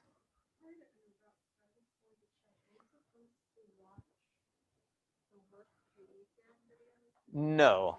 I think I assigned a little bit too little reading for the weekend, just because at the time I assigned it, I made my best guess, and so we're getting a little bit ahead, but you'll see them before Wednesday, tomorrow's labs, but before Wednesday, you should have read through the next chunk of material. So what do we know about work so far, right? Let's imagine a simple case.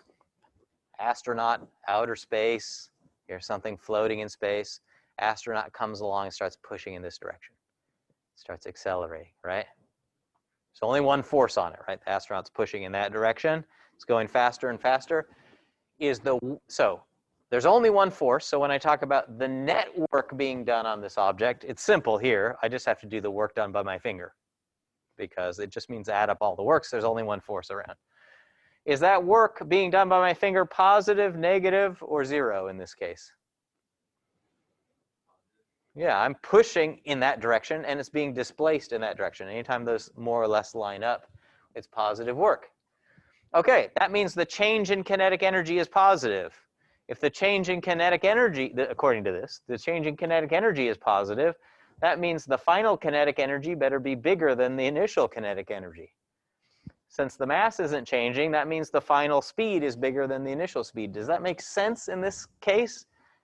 I'm pushing it in this direction, and it's moving in this direction. And of course, it's speeding up, right? The final speed is going to be bigger than the initial speed. So you can think of the bigger the speed, the bigger the kinetic energy. And when something does positive work on it, it's pushing it in the same direction it's moving. Anytime you push on something in the same direction it's moving, you speed it up. And so you're going to increase its kinetic energy. Its final kinetic energy will be bigger than the initial. Similarly, you can think about a force that pushes back, right? If the object's already flying along and I slow it down with my finger, I'm doing negative work.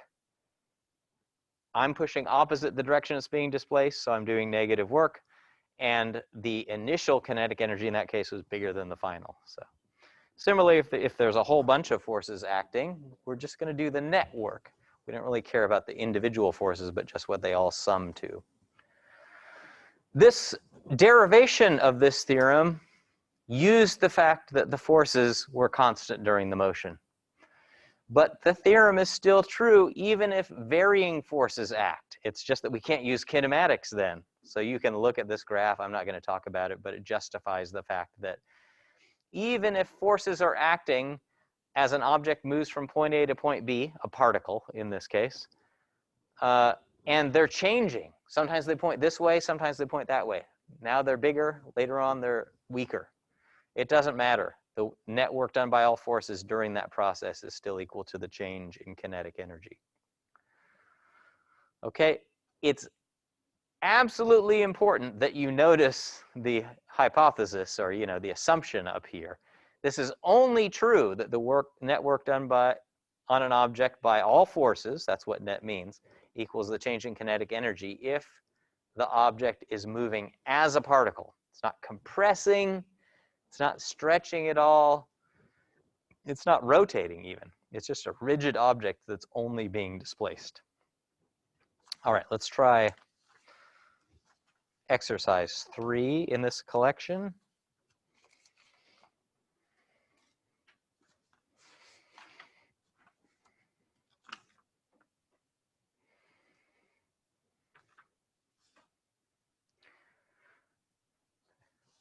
This is similar to some problems you'll see in chapter 6.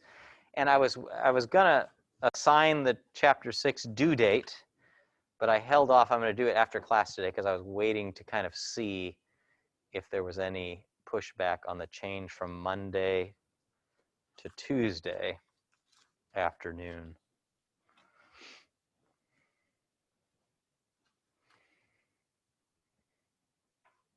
Yeah, so an arrow, the idea is someone fires an arrow for whatever reason into the ground. And it, goes just a handful of centimeters into the ground. 40 centimeters or something like that, 30 centimeters. Why does it stop? Well, gravity is pulling down on it the whole time, but the soil is pushing up on it as it compresses that soil. And so we're concerned with the work done by gravity as it comes to rest and the work done by the soil force as it comes to rest. And at some point in there, you might want to think about using the work kinetic energy theorem here. The net work is the sum of two different works, the work done by gravity and the work done by the soil on the arrow.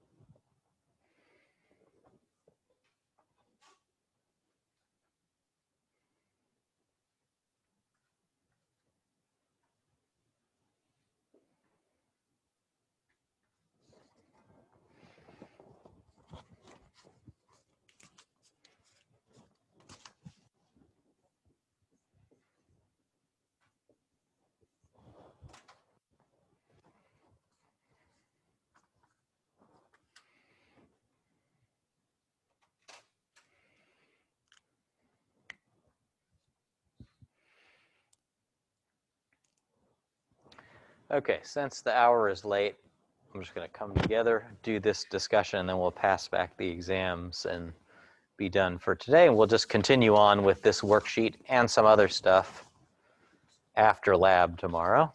I mean, on Wednesday is what I mean. So in this case, the first question is, so we got the arrow, and we're concerned with the process of it's going at a really fast speed. It contacts the soil, and then it slows to rest while moving 30 centimeters into the soil. Is the net work done on the arrow during the period from contacting the soil until it comes to rest positive, negative, or zero?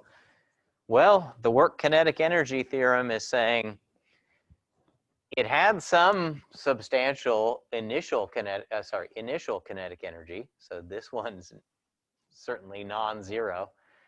In the final state, it's come to rest. If I choose right when it comes to rest to be final, so this would be 0 minus some positive thing over here. So this side's going to be negative, and that means the net work is going to be negative. Anytime an object is slowing down as time goes on, the net work done on is negative as time, from an earlier time to a later time. Questions on A?